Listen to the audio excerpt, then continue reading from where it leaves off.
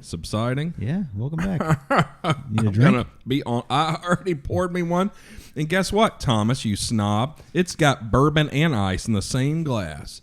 So this asshole, I pour him in a drink every time.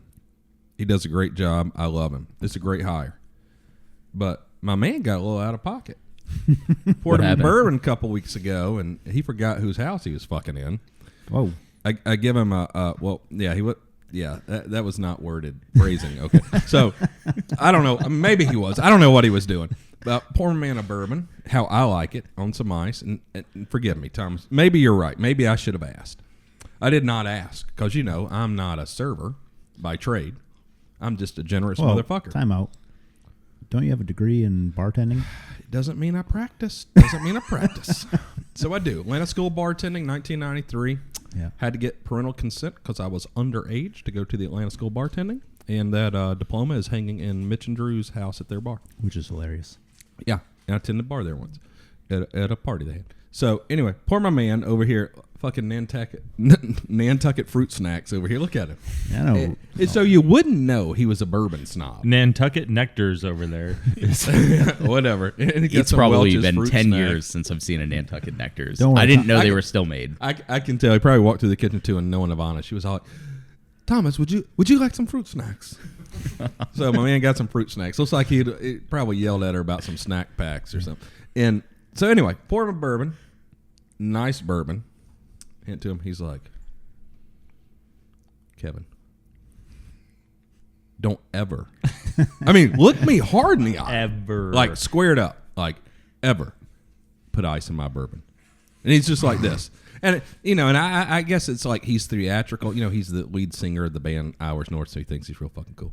And he's like, ever. Neat only. I was like, yes, sir, Thomas. I'm sorry. All right. What did I do wrong, man? I was just trying to hook you up. Like, I felt terrible. He's like, I am the captain now. I know. Yeah. Like 10 minutes later, he goes take a pee. I'm like, that motherfucker ever says something like that to me, I'm going to beat his ass. I talk shit after he left. So, yeah. So, if you guys pour my man a bourbon, please don't put ice in it. Shit, there'll be hell to pay.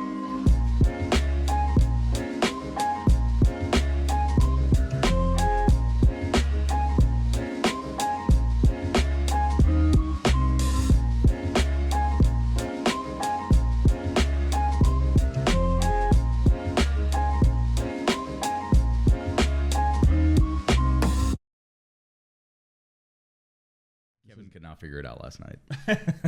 Oh, yeah. Yeah, well, I'm not used to drinking that much on a school night. Was it last night or this morning? Yeah. I don't know what today is. It was technically this morning, yeah, because it was after midnight that we were in there. Hey, I'm not trying to make a fashion statement. I'm easing into the day. These guys, young guys, show up. We end up, I don't know, went to bed at like 3 a.m. or something. Mm-hmm. It was after 3, I think, because I don't know. It was. I remember thinking it was 5 hours until I was going to wake up. Mm-hmm. So just need a little pick-me-up. I'm going to get in the game. How are you guys doing? Great. How are you doing? I'm good. I mean, I love the fact that we're showing, we don't mind. We're very open-minded. So we're very happy to have you guys as a couple here. As a couple. Adam, good morning. Hey, how are you? I'm good. Great. I'm good. So have you met Bret and Ron? Yep, this morning. So Bret, the CEO of this Taurus. morning, like today, this morning, not like from leftover last night this morning. Oh my God, it's a blur. Well, we met prior to this. It's a morning. blur. Yeah, of course, yeah. We I don't know, Thomas. We got to rethink the people staying at my house that I like, because it's turned into a party. You got a reputation, and it creeps into my life. Next thing I know, I'm staying up till 3 o'clock drinking with like young people. And woo! All right, so Ron, what is your title, Mr. Vertx man? My title is National Sales Manager for the Commercial Division. So we handle everything that is not first responders and federal or military.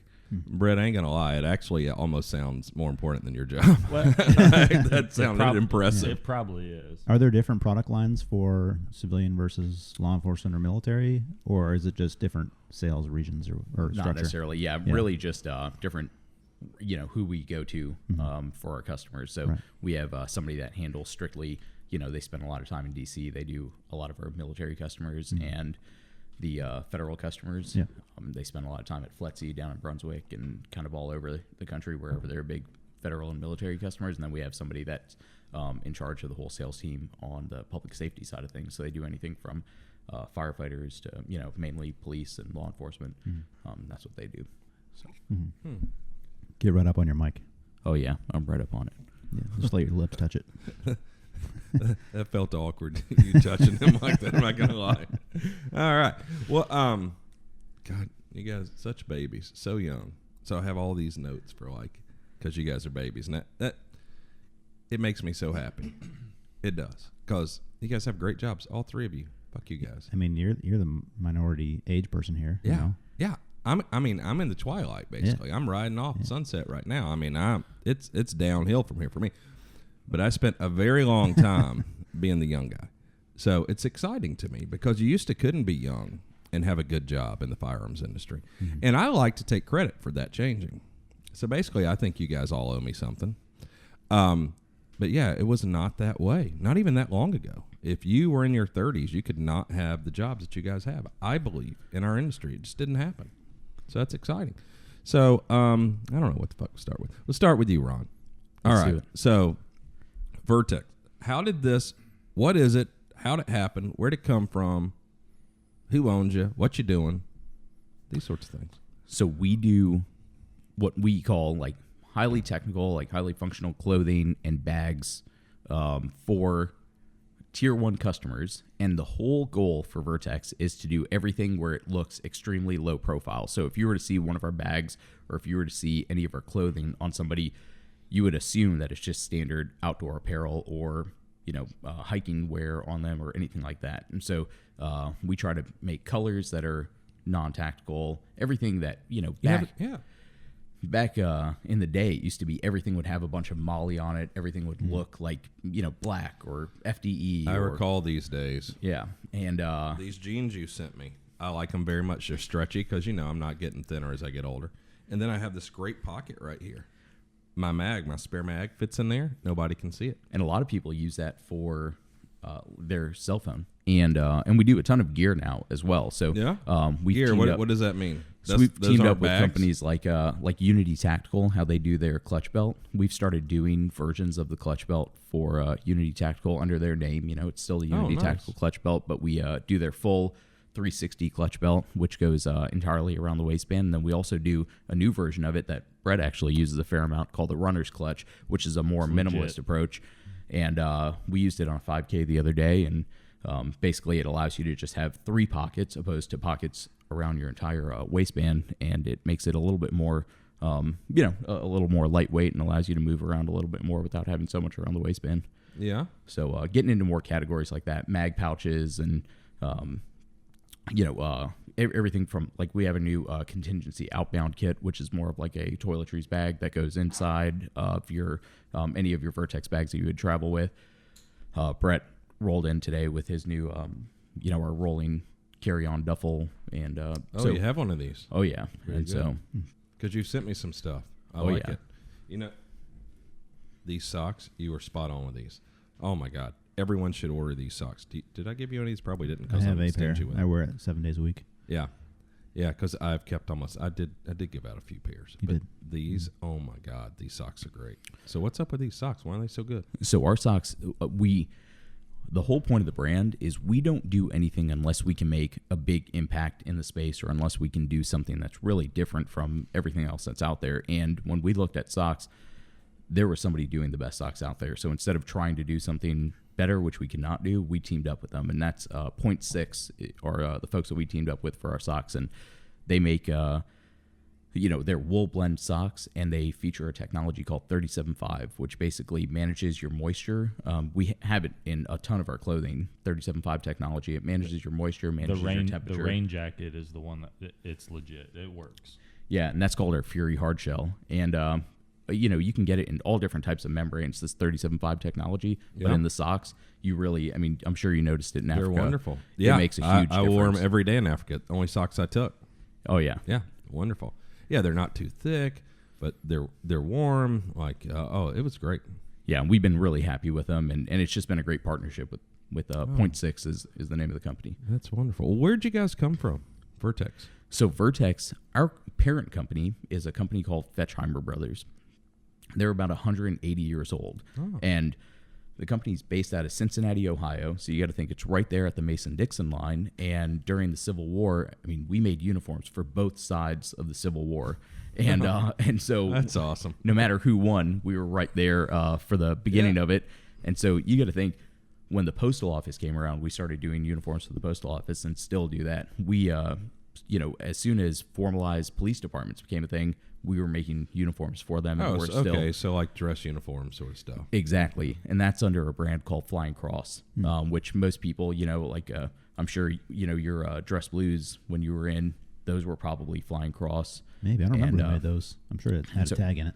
When you look at the new Army contract, the new pinks and greens that are a throwback to the old World War II uniforms, we did them back in the day, the original ones, and we just got the new contract to do those. That's on the Flying Cross side of things. And so it's been really neat working with this company because they have an almost 200-year pedigree of doing, world-class apparel. And now Vertx is in its, about 12 years old. And what they're doing is all low profile. So outside of the uniform pieces that we had traditionally done as a company, and now doing all low profile apparel is where that came from. Back, when the global war on terrorism was kicking off, and you got to think back then, the only tactical clothing you could get was like 511 or, a lot of people were wearing Royal Robins back then, and everyone called it shoot me first pants, and everybody had like cargo pockets, and like it was all very, very tactical. Yeah, it's like the contractor starter pack. We were the first company to put stretch in our pants, which back then people were like, "Oh man, you get yoga pants on." I'm all about those stretch pants, man. Let me tell you. Yeah. Now we've all kind of embraced it. It's a big deal. Yeah, it's my Lee jeans have stretch in them. Oh yeah. Really? Oh yeah. I didn't even know that was still a company. Yeah. That's awesome. Cheap. Yeah. I've got a buddy at Disposable. Vertx if you want some Vertx jeans. They're nice. They're stretchy, man. Yeah, they're nice. Yeah. And you fit mags because you probably carry. I do, should more. What do you carry? Glock 19. Oh, nice. Yeah. Big ass. Gen 3 or Yeah. we were talking about it last night. So if put you're a- a gun dork, it's the Gen 3 is the thing. Jay, is that correct? I need a fact check on this. I got, Oh, wow. I didn't get the Gen 3 Oh, for wow. any specific He's not reason. a millennial. Yeah. Big interchangeable backstrap guy.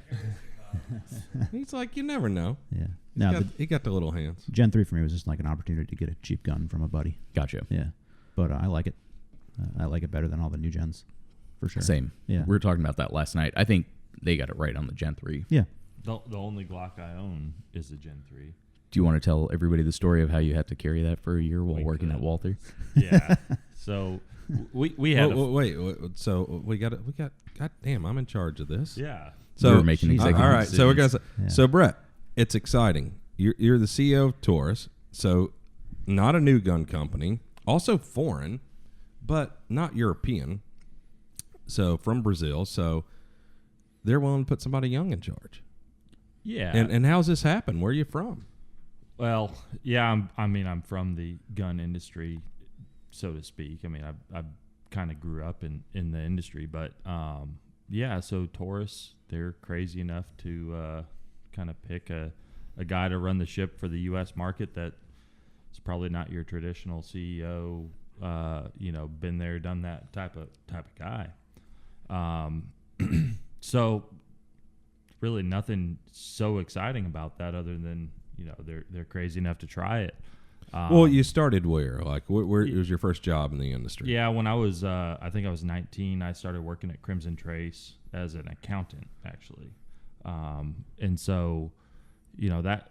So you're from the Northwest. Yep, I'm from Oregon. Grew up there, went to school there. And so I started working at Crimson Trace, kind of worked there for 3.5 years, something like that. Oh, well, yeah. As an accounting intern. Yep. But did a lot with the engineering department, with the sales department, the marketing department, whatever. Got to explore the different sides of the business and figure out what I really enjoyed. And then from there is kind of not so much pursuing my passion, but doing things I liked.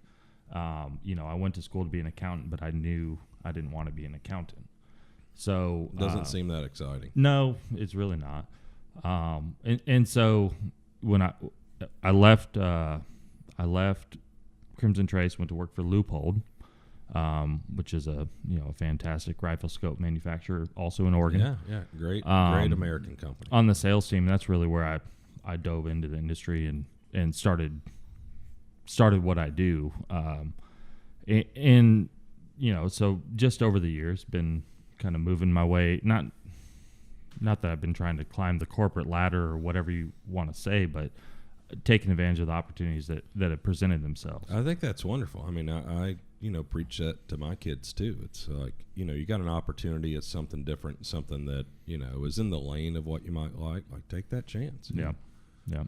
So, most recently I was at Walther for 6 or 7 years, and their headquarters in the U.S. is in Arkansas, in Fort Smith, Arkansas. So you moved from there to... Yeah, I moved from Oregon, went to Arkansas. Quite the change. 36-hour drive in a U-Haul, if you're wondering.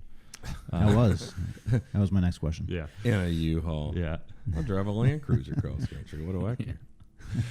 So, but that's really, working with the engineers on guns and figuring out how to do things better. It's really what I enjoy and what I don't know that I'm good at it, but we'll figure that out over you love time. It? Yeah. Like you're passionate about the industry? Yeah. So I'm sorry, what was your job at Walther? I was the vice president of sales, marketing, and product development. Cool. I mean, it's so cool to me because to me, I started probably the age you did in the industry, and like I had no idea it'd be a career, and and it's just like, oh, this is fun. I like this. This is way better than having a real job. And, before you know it, it evolves into something. I mean, you start that young. I mean, it's hard. Like I'm 47 with 28 years experience in our industry. And it's, I've said it before, like it's hard. It's hard to replace experience. So, in America, if 10,000 hours makes you an expert in something, in Japan, it's probably 30, 40,000. Then I've got like 100,000 hours. I mean, I probably have 10,000 hours of just failures. Like, what do you learn from that? Mm-hmm. Right. And, so that's exciting because, you can get some, that's what I was complimenting you guys on sort of backhandedly earlier, being young fucking punks. But, when I was growing up in the industry, and I'm probably, like I like to think of myself still as very young and learning everything every day. But, when I was y'all's age, like everyone was in their mid-50s that had a decent job. And they all, like most everyone, and people that we also are friends with, like in the industry now, that have jobs at some of the bigger companies, it's like they were working, 10 years ago at Black & Decker, or, they were, an executive in Walmart or somewhere. Mm-hmm. Totally unrelated. So they might have business strategies, but for me, like I'm so driven by like the passion. I love what we do, and you got to have time in to do it. And I tell you what, I learned a lot. It was easier for me to learn when I was y'all's age than my age now. That was the thing that was most exciting to me when Taurus went ahead and hired Bret. Was it makes me love Taurus. I love the story. He's a young guy, but he's also super passionate about guns. Like he's an endemic shooter, and he's what he cares about is hunting and shooting and guns. Like that's all he thinks about all day. Yeah. And that's seeing those kinds of people get plugged into key spots in our industry, and there's a handful of them that are out there. It's changing. I got some notes on that in here, but I've always felt that way. At the time after Remington bought my first company, the time I spent there, I got some young people promoted and tried hard to get others.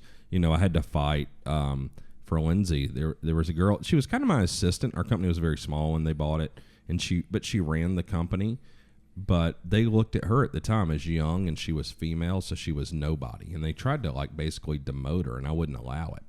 And I forced them, and I like kind of played my hand. And I bluffed them, and like, yeah, I'm not into this. If you're gonna go and change this, like I trust this person. She's smart. You can't place anyone here that's gonna do a better job. And the company was ended up doing great for a couple years. But being in those organizations.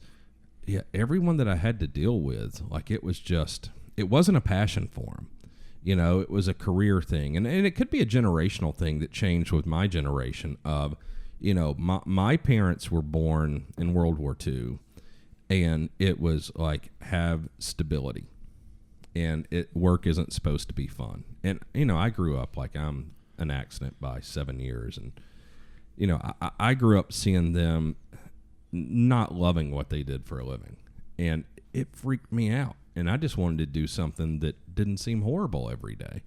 And, you know, like I had the opportunity, I was lucky enough to find a passion. And I don't think it's ever stopped. I mean, I've said it before.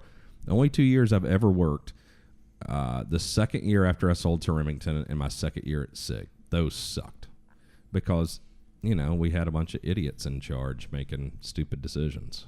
And people that were not passionate about the industry, that didn't love it, that weren't willing to, you know, sacrifice and put in the work, you know, to get through the hard times. Everybody just wants to skate on those good times, you know. And to me, that brings me to like Taurus. You know, I went through growing up in the industry where Taurus was, you know, you guys had a frame-mounted safety Beretta 92 and then some Smith revolvers that were, you know, it's like, you know, like the Bursa 380. You can't afford this, so you get this. And now I see Taurus doing like exciting, innovative stuff. Like you sent me this 22, and I didn't even know about it.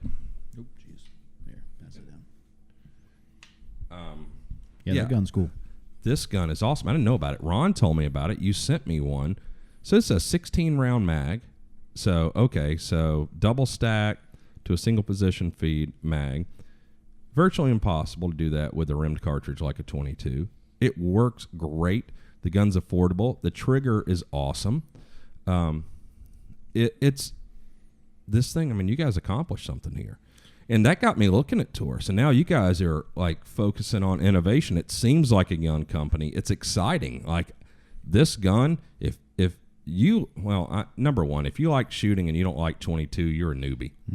22 is awesome. It comes with a threaded barrel, this model. You can put, and for me, like until I get LASIK, I got to use a dot. I can't even use iron sights anymore.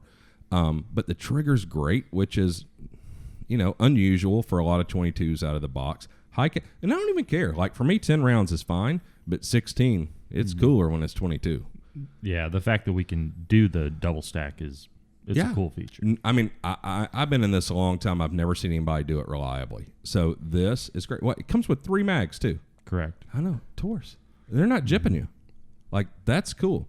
This gun is an accomplishment. And now you guys have some other new products out. Right. It's exciting to see because to me, growing up in the industry, Taurus was really nothing to consider.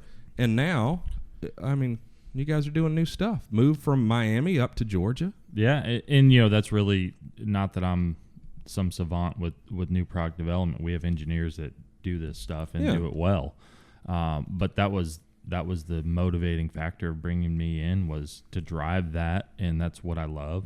And so, you know, that's where we're headed. We're in a point with our brand where we're a very large gun company. We're one of the largest, if not the largest, pistol producer in the world.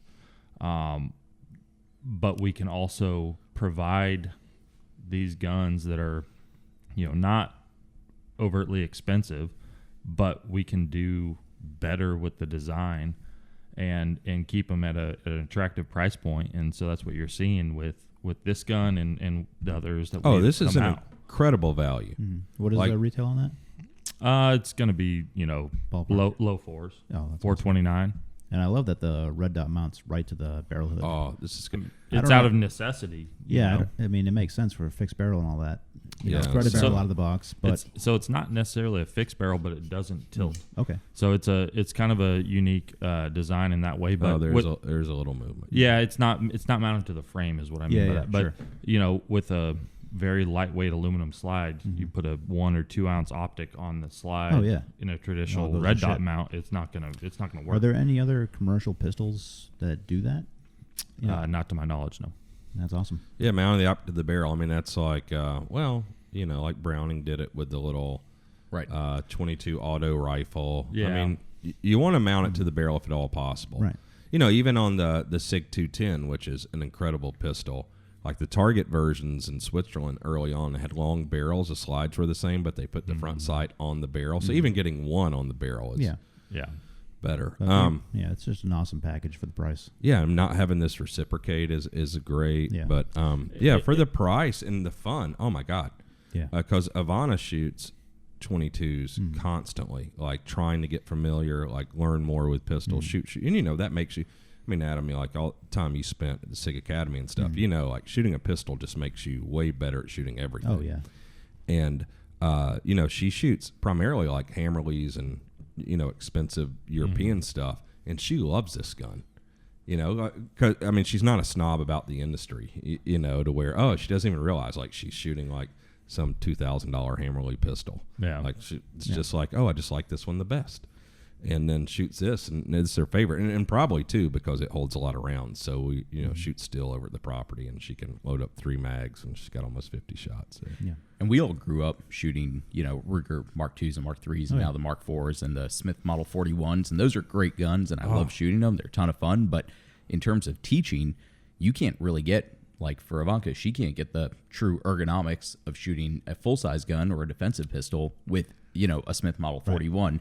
But this, it'll really allow you to learn from it. Well, this is a modern gun, and all those others, you know, like the Ruger Mark I, Mark II, Mark III, Mark IV, that's modeled after the Luger.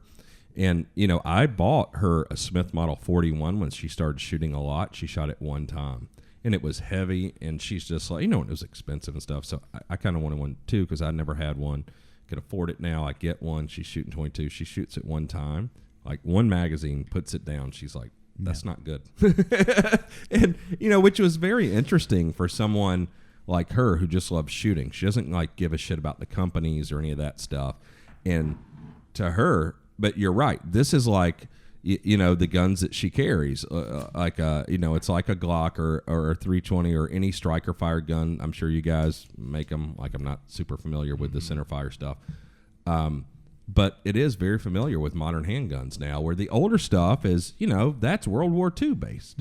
Right.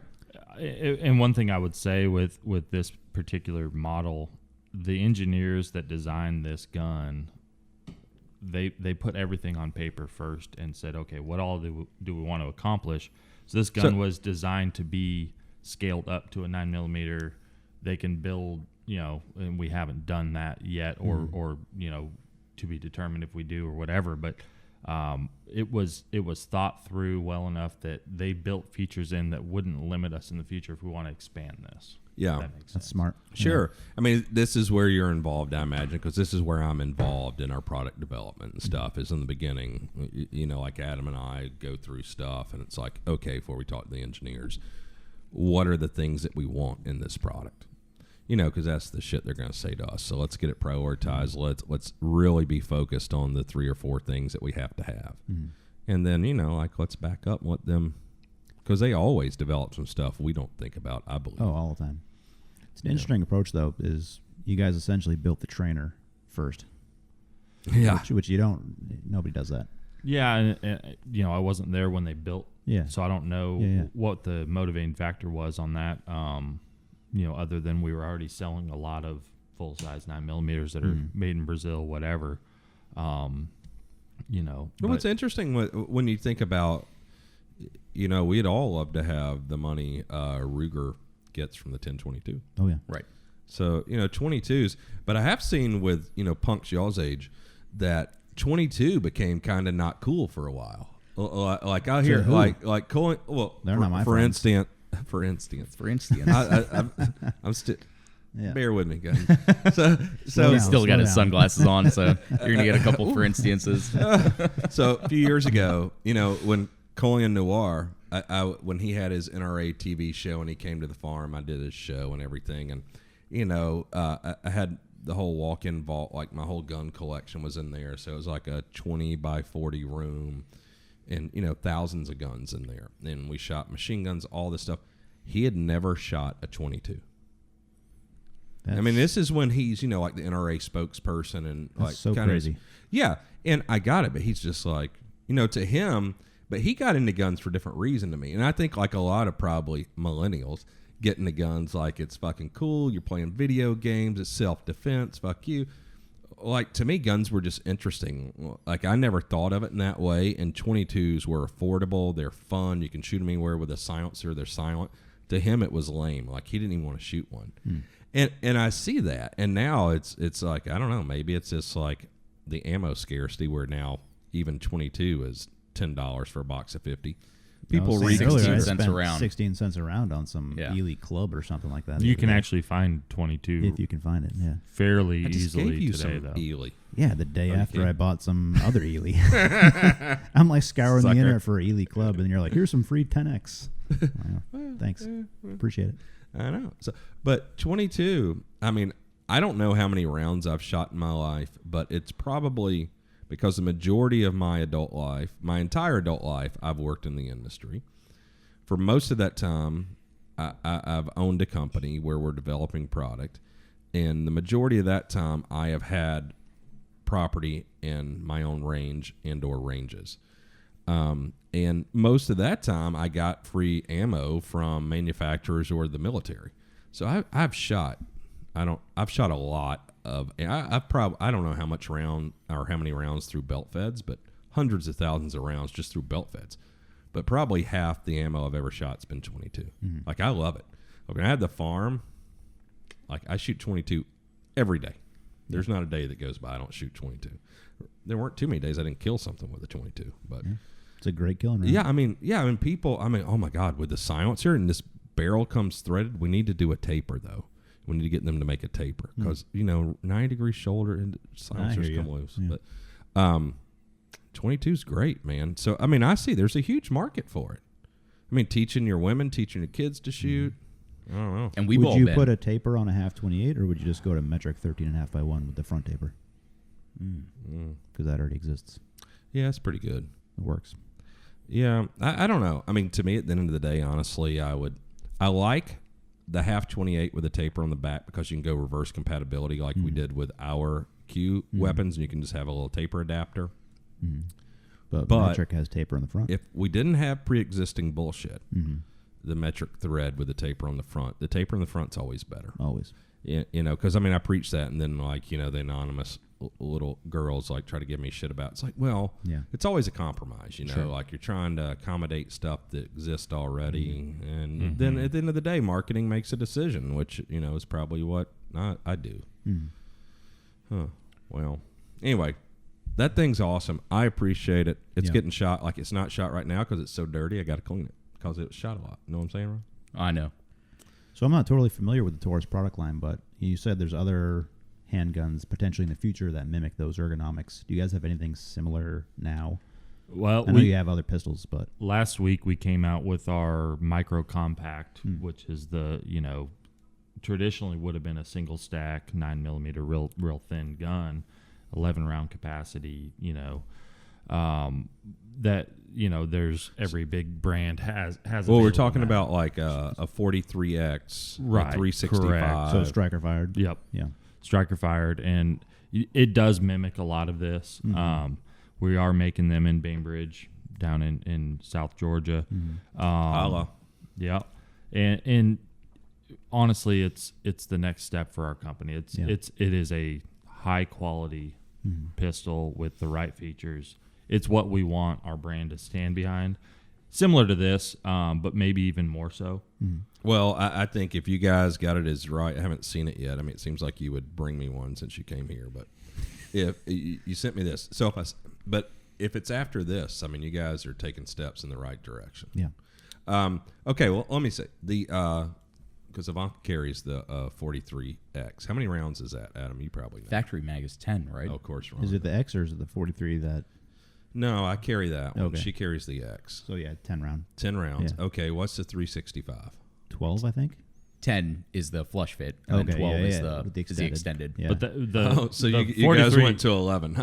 But the Turn the volume. extended it's not really a much bigger magazine, just has a better it's like a place for Pinky. your pinky. Yep. Yeah, okay. But yeah, Watch it. Adam's very sensitive. No, to SIG. He I'm grew just up trying to there. make sure everybody knows what's going on. and Well, we have a very similar extension. So Their Well, extended version the is flush, 13. the Yeah, yeah. flush Okay, bit cool. is. Yeah. 11. So y'all are just some one-uppers. Oh, Yeah. Oh shit! I mean, I didn't realize this now. Clearly intentional. Oh shit! Yeah, yeah. I gotta buy one Here we now. go. He's not gonna send us Yeah, one. turn it up to Like, 11. yeah, I know. I have a that's If feeling- you guys awesome. don't do a T-shirt that says "Turn it up to 11," then It's a missed Yeah, up. I'm He probably sorry. didn't- so Let me- young. He doesn't even know what that means. write it down at least. I have a Let me feeling you'll send have that. one showing Yeah. up to your FFL probably in this week. Dude, Yeah. that's cool. I'll shoot. Just remember, 1 is none, 2 is 1. Well, That's right. I found out. So as a young kid, when I was probably about y'all's age, there was this little project that was going to take the world over, and it was called the SCAR program by FN. It was going to replace every M4 and every 308 gun in the arsenal. So that kind of flopped a little bit. However, I met Olivier, who was an engineer at FN. He's a great guy. All we do is talk about fishing nonstop. So he works with you now. Yeah, Olivier's our director of engineering. So he actually has. We're all getting older. He has a cooler backstory than even you let on. He worked on the design of the MRAP for General Dynamics. For real? Yeah. I didn't know he was there before Yep. FN. And so that was that's kind of a cool thing to Yeah. have your fingerprint on. Yeah. But he does a great job. And Because he was heavily involved, I know. He was involved. I met him in the SCAR program, but he was doing the FN pistols, which they're still producing now. He was doing, I think, originally the hammer fire and then the striker fire gun. yeah, and being from Belgium, obviously he's got a great relationship, or did, with the FN guys. But funny guy, great engineer, absolutely fantastic engineer, and he does a great job of leading our R&D efforts. Yeah. And he truly dorks out on guns, which Yeah. I personally like. I'm kind of I like that you're a gun dork. I feel like everyone here at this table, we're all gun dorks, but Olivier, he's on a different level. He understands it in a way. That, He's like a Belgian Ethan. Loves beer and is a dork and got a Exactly. good personality. Yeah. Jesus, a Belgian Ethan. Could you imagine? Yeah. Well, they're buddies. Like they know they each know other. each other. Okay. Yeah, they Yeah. know each other. Yeah. No, he's awesome. I know that made me so happy when you told me he was working with you Yeah. guys. And he's in that new commercial for the GX. GX4 is the new 4. gun. Yeah. I almost said 3. That's the new micro. Yeah. Okay. Correct. Ron, what are those FN pistols, Ron? You'll know the names of them. The hammer fire and then their striker fire gun. So Olivier worked on the FNX 45 tactical. That was his big project. Oh yeah, when 45 Which was really- was going to be that the new. I mean, gun. that was the gun that FN sold. They didn't Yeah. sell many of the FNP, FNS, whatever striker fired guns. They sold that 45 big threaded barrel hammer Yeah. gun. and for optics mounted Yeah. defensive pistols, Correct. that was the first one that I Correct. really consider as like the first one to bring optics mounted pistols to the mainstream. I think that's right. That's cool. That's cool. I just put an optic on my Glock 19. Oh, nice. Just can't get used to it. Did you have an MOS slide already, or did you get a new No, slide I bought for it like a Zev slide or something. Yeah, that's good Yeah. stuff. Yeah, maybe. I don't know. Yeah, I It just works. got. Yeah. She hasn't even shut it yet. I got Ivanka the 365, whatever it's called, XL with the optic on it already. The red dot, because I can't even use pistol sights anymore. But I still prefer irons. I just can't find the dot. You need to go do it's a like weird. a Jedi class or Mm. with Maybe, yeah. Aaron Cowan from Sage Dynamics. Oh, They're yeah. doing and Aaron, you know Aaron from Atlanta, but he's probably doing the best. One of the Really? best pistol It's optics hard classes when out you've there. shot pistols a lot. Like I don't know, focus the target, front sight comes up, and then like I find myself thinking the dot's not going to be there unless I swim around for it. Yeah. Well- it's a training thing. So hopefully the ergonomics of the gun will point that dot in the right direction. But Yeah. if you're looking at the target and you just superimpose that dot, and you have to kind of train your mind not to focus on looking for the front sight like you would traditionally. Yeah, that's what I can't get over. If you're looking at the target and you superimpose the dot and just trust that it's you'll be better off. Yeah. Well, I think, even when I was doing a lot of work, with a lot of the tier 1 groups of guys that really train shoot a lot. And I traditionally used an aim point, like on all my carbines. I like the aim point. They're very durable, battery life, all this, relatively lightweight. And during my time, like working with them, and I would get to shoot with them a lot, and they would teach me stuff. I get to train some.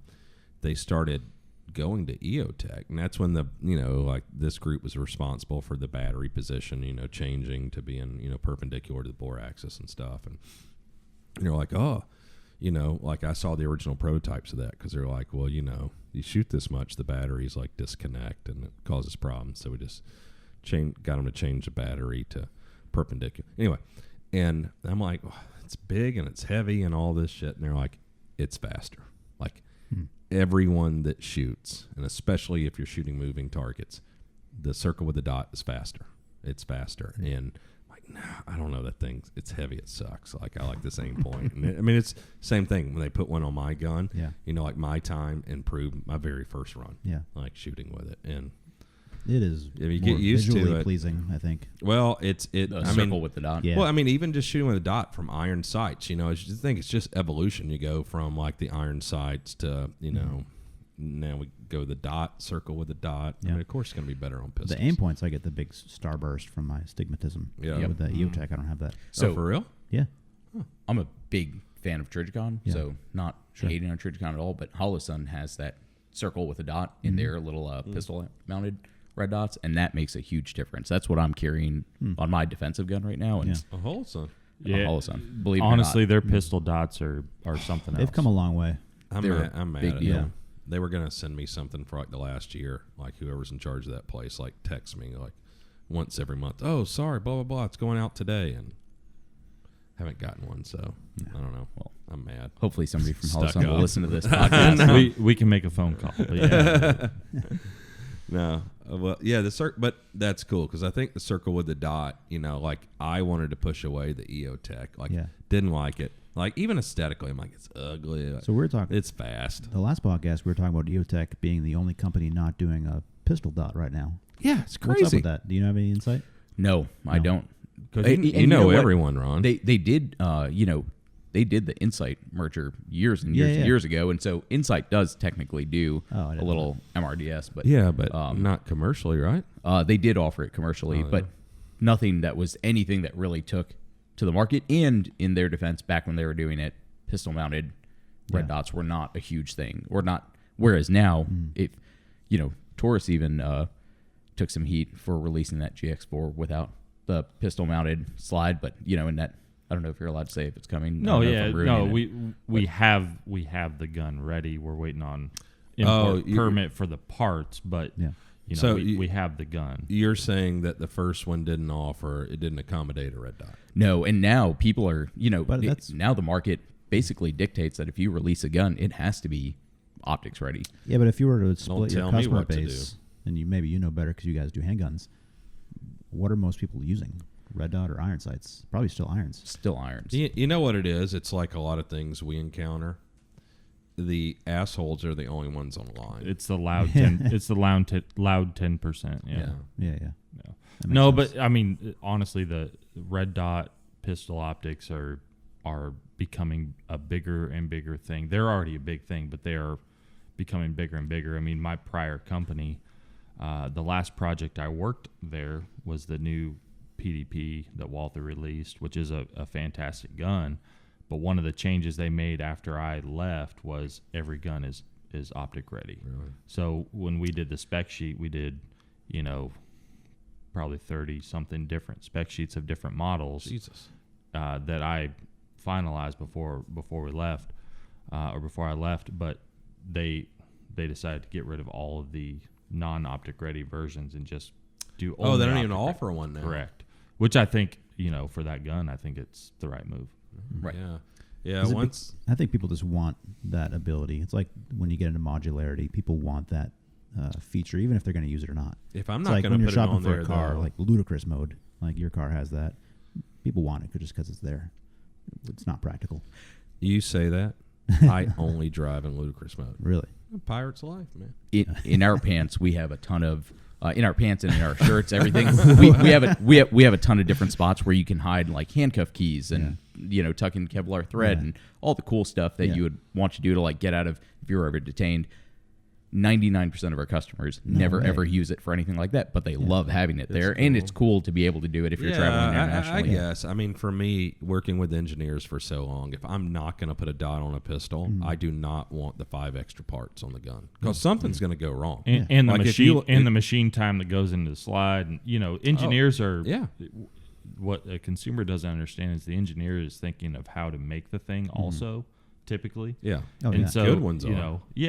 And so, how Exactly, much the good ones. much engineering is going into milling out the slide if somebody's not going to use that? Well- and on a small gun like our new GX4, half the people probably will not use, and it's so thin that most like a traditional RMR is probably too wide, And so, there is the red dot market is catching up to those small micro compact pistols, but there's only 3 or 4 options for a dot that's less than an inch wide. Yeah. And so, we have it, it's coming, but we know that probably at least half of the people are not going to use that. It is a thing. Once it's in Call of Duty and John Wick uses one, you're screwed. Yep. I mean, sometimes it works in your favor, holler, honey badger, but yeah, overall, once you see that, you got to do it. People expect it. I get it.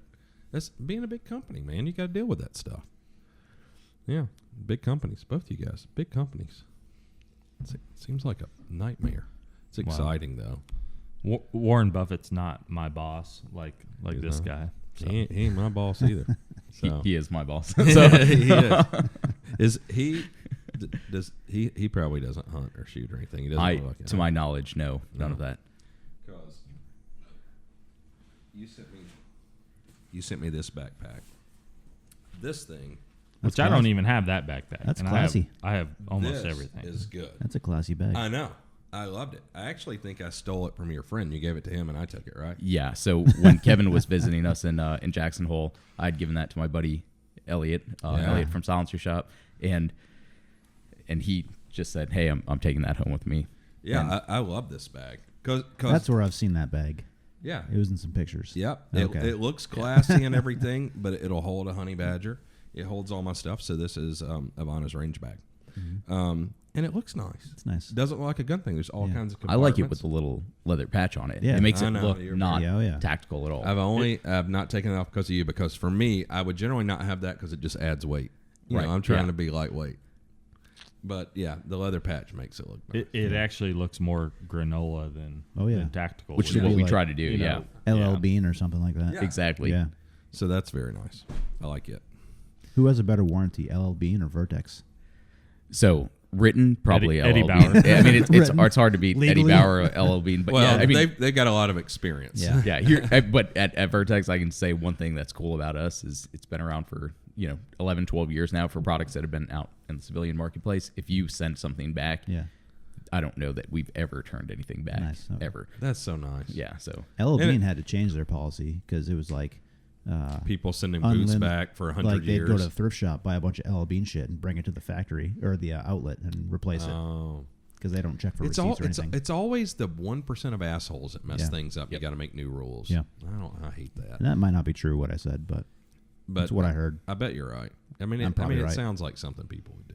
Yeah. So good return policy. What are the biggest hurdles for you guys? Like, it seems very difficult to me offering clothing, sizes, fashion, trends, like all this crap. What's the stuff? So we just launched our new women's line, which we're very excited about. But when, especially in like the female body can be very unique from one body type to another. Really? But in guys, Tell us about this. believe real it or quick, not. the Sandy boys you're wearing right now are female, correct? Yes, these You are our want to female stand cut. up and Yeah, these are our jeans that you were showing off. Actually, those khaki colored jeans, which we call Sandy Boys, and they're very slim, which I enjoy.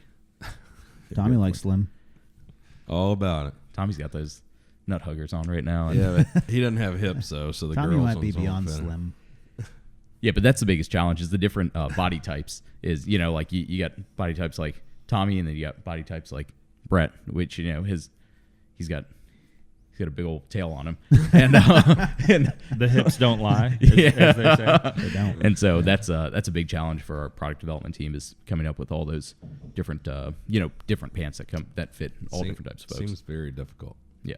Yeah, clothing seems it's like owning a newspaper or a restaurant. It seems difficult. Yeah, you can't make everybody happy with everything. So No, You just no, just got to appeal to the masses. that seems Just like the hard. pistol mounted red dot. I know. You just What, gotta- are most of your sales offline? Are you guys like focused heavily in retail or like brick and mortar, or what's the deal? Yeah, so we do everything we can to make sure that we support brick and mortar as best as you possibly can in this day and age. So who's typical brick and mortar customer for Vertx? The end user or for No, the retailer. So if you were to walk into your local gun shop, our goal is if you were to walk into a gun shop and buy a honey badger, we want that same retailer to offer you a bag where your honey badger can go inside of, which Like this one you sent me. which that exact bag right there. I'm glad Yeah, you had blue. that Yeah. on standby, ready I know, to grab. I did because my honey badger goes in it. But you got to think, for a guy like me, I live in an apartment. I've always lived in kind of more of a downtown setting, and that's what I prefer. But I don't want to walk out to my bag with a big black Molly tactical range bag jug where with everybody a- knows. So if I walk out with a bag like that has bright blue on it, nobody's going to expect it to be a gun They're in there like, at all. that guy's definitely on his way to Starbucks. Right. Yep. Yeah. Hipster. Yeah. Because it's even, what do you call this when it's like a sling, like a messenger bag? Oh, yeah. Yeah. Messenger bag. So, yeah, you get this strap. Yeah. Yeah, this is nice. Does not look like it's carrying a gun.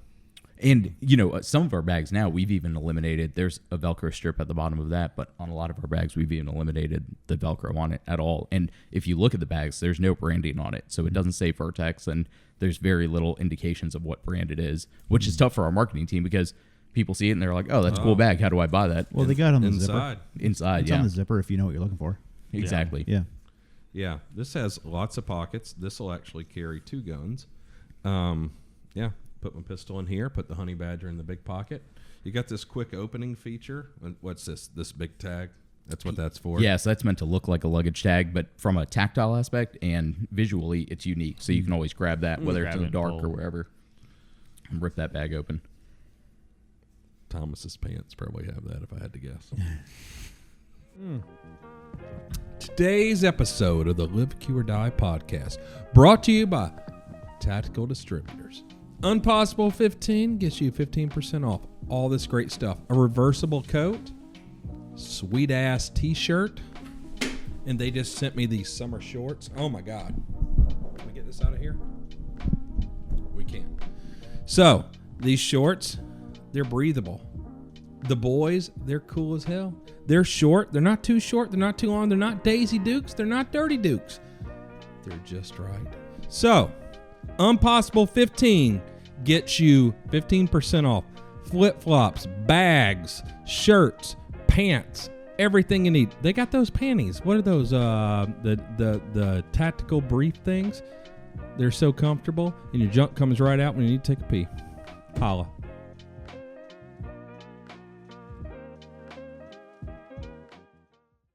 I have tons of other questions, but I was thinking this morning, where I was in the shower shaving my bald head, where I do a lot of my thinking. I was thinking about you guys, and I was genuinely excited thinking about, just young people. When we had Nate from Bagara here, I think he's my age, a couple years younger, also CO, doing a great fucking job. That company's doing great.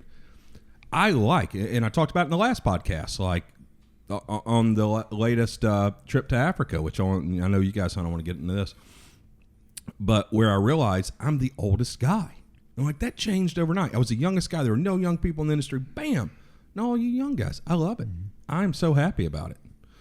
I'm not angry. I'm no hater. Kevin Brigham, not a hater. Not anonymous and not a hater.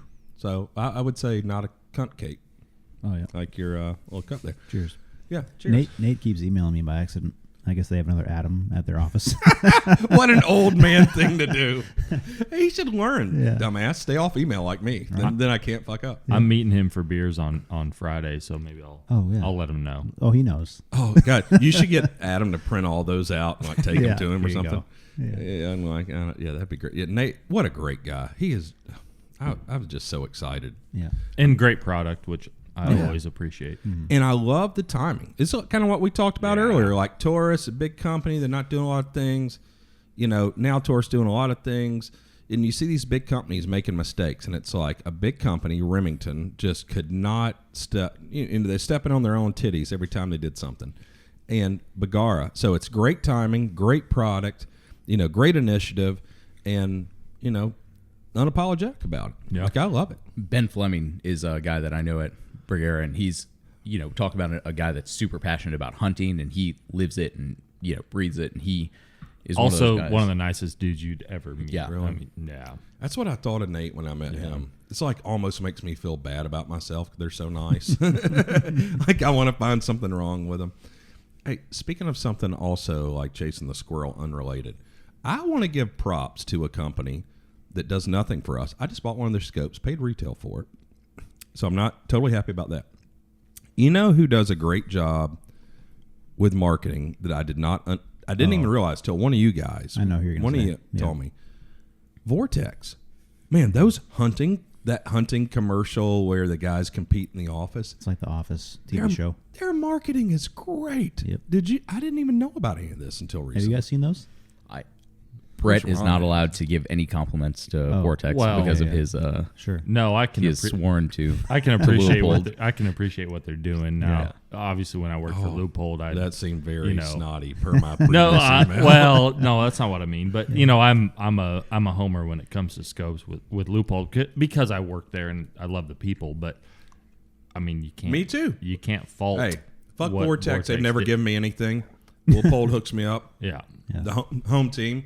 Loophole needs to step up their marketing game, though, man. Yeah. No, 100%. I Vortex agree. actually did give us something for the mystery shirt I'm so winner. sorry. They did? Yeah. Oh, that's great. Yeah. I knew they were awesome. They See? are. Yeah. Giving them compliments, didn't even know. And you look at companies like Vortex; they went into an industry that was a huge, big dollar industry, and they disrupted the entire thing. They by did, going and they sucked in direct the to dealer. beginning, Yeah. but they had the big dick confidence. Yeah. And they've done great things. And they cut out distribution, which now you have almost every single major optic company looking at it and saying, "Hey, maybe we should adjust our business model." That's another interesting They're- question. They're able to bring a higher value product, higher quality product at a lower price point if they cut out all those people. Right. It makes a lot of Value. sense. Yeah. Do That's you what agree Q- with that? Do we think Vortex is offering good quality product? The Vortex hater over there? For the most part, yes. Oh, that sounded like such a lie. No, I think they're higher end scopes. So I prefer American made if it's apples to apples. Yeah. And so, I'm all in on the Loophole train because I've seen the equipment and all that. I have no experience with Vortex's American made product, and I think it's pretty few and far between. Yep. There's I not agree. a ton of it out there. But when you get into red dots and shit like that, you're not getting American made really, unless the Delta Point Pro. That's really only That's maybe a RMR. great point. Yeah. So, I'm not going to buy one of their Philippine made or Japanese made scopes. I'm not. Yeah, I mean, I'm totally Nothing against it. Well, I'm a high-end optic slut now. Like, there's no going back for me. Like, once you get used to high-end stuff with optics, especially, there's a difference. I was on a prairie dog hunt, years and years ago, and I could never, up until then, I'd never really understood the difference between the price in a pair of, Leupold binoculars and Swarovskis, and then you start picking out blades of grass several hundred yards away, and that's when you realize, like, oh, the clarity in this makes a huge difference. Yeah. And that's why you spend the thousands of dollars for Swaro over anybody else that's making binocs. A prairie dog shoot is really one of the best tests of optics in general. It's for binoculars. If you're looking through binoculars all day long like that, if they're not great binoculars, you're going to have a headache after a couple hours. Oh, that's how you judge it. And Just from trying to focus. yeah, just it does something with your eyes. It's a And- tan color animal Yeah. on Yeah. tan sand, Trying or to pick up the contrast. Yeah, Yep, and ground. absolutely Swarovskis that's where they pay off. And there's obviously other instances, but looking through a rifle scope and shooting prairie dogs and everything, you're going to also be able to see what the optic's worth.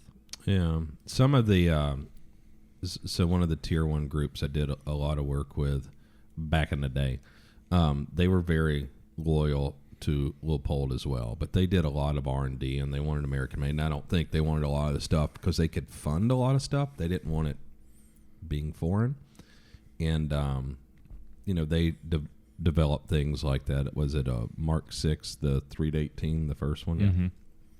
And stuff like that. And I remember they were at my farm, and at 1,000 yards, they tied different colors, but not vastly different, like rope to a tree was one thing. We did it, and then you got down behind the optic, and you're trying to look and pick things out. And there's like all these kind of strange tests that for them was like real life scenario stuff that really mattered, because there's developing the product, the engineers telling you something, then you go out in the field and can you use it, and does it do Right. what you're trying to do?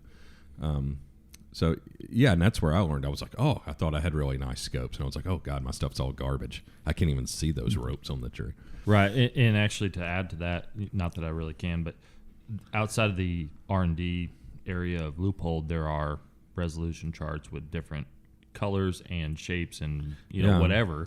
But most people don't have, especially if you're behind the counter at a gun store, you don't have the benefit of looking through the scope at that moment. So putting it into practice, I think, is a good thing. And I love it all. I mean, I think there's a place for like cheap red dots and affordable optics. With everybody, when I was a kid, you had one AR.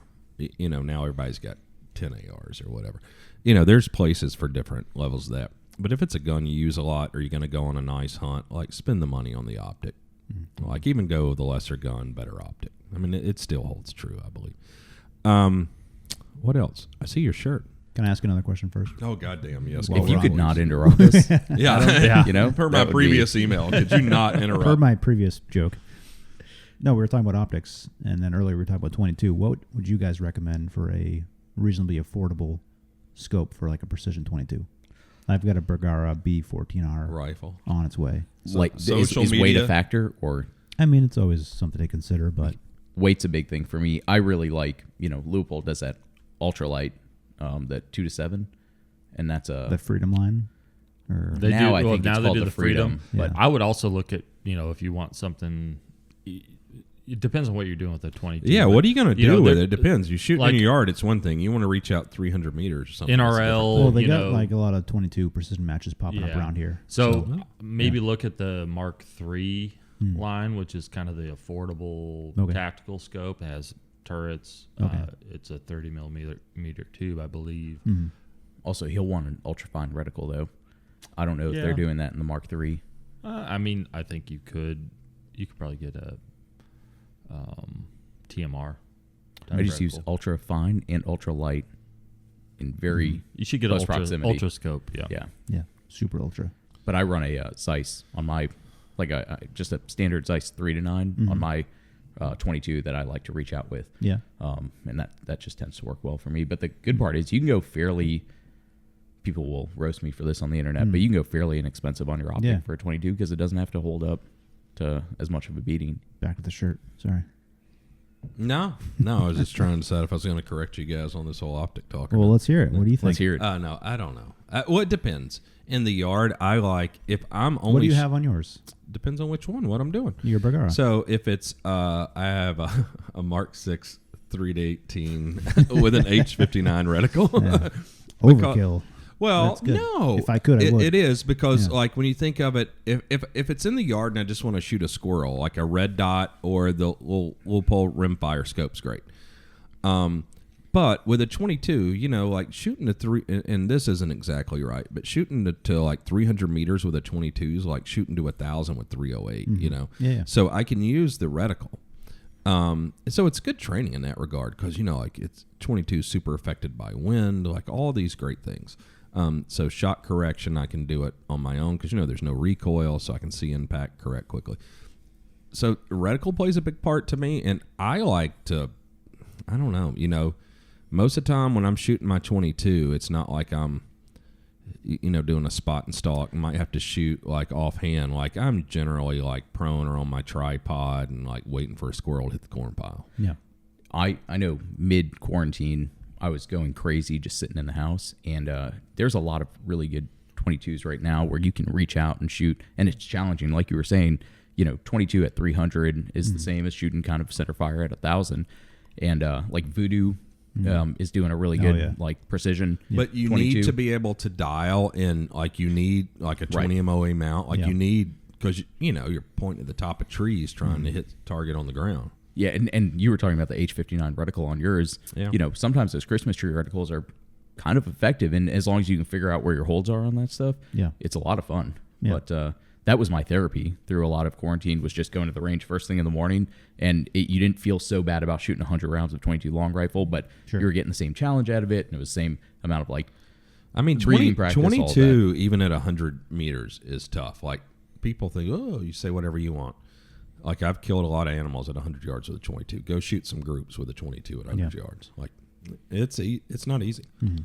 I think for that application, you also need to kind of decide if you want to keep it long range or if you're going to bring it into, let's say, 10 meters Sure. or something. Yeah. Because then your parallax adjustment or your Yeah. side focus, whatever, becomes important, and they make specific scopes for close up. Yeah.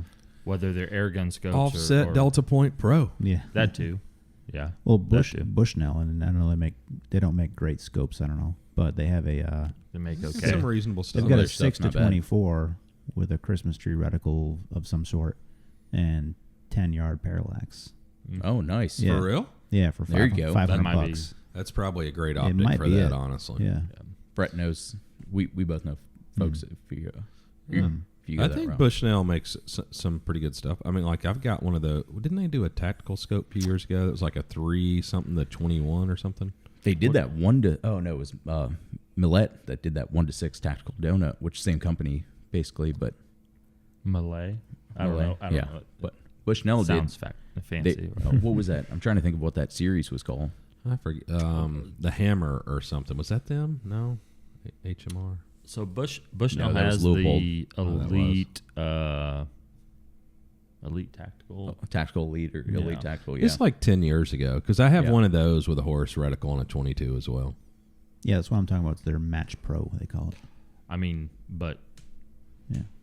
just speaking from experience, it's not going to be worse than the high end Vortex or the Mhm. high end whatever. You know, Yeah. it's Probably overthinking it for 22. they're reliable scopes that are Borrow one of they- mine, stick it on there, see what you think.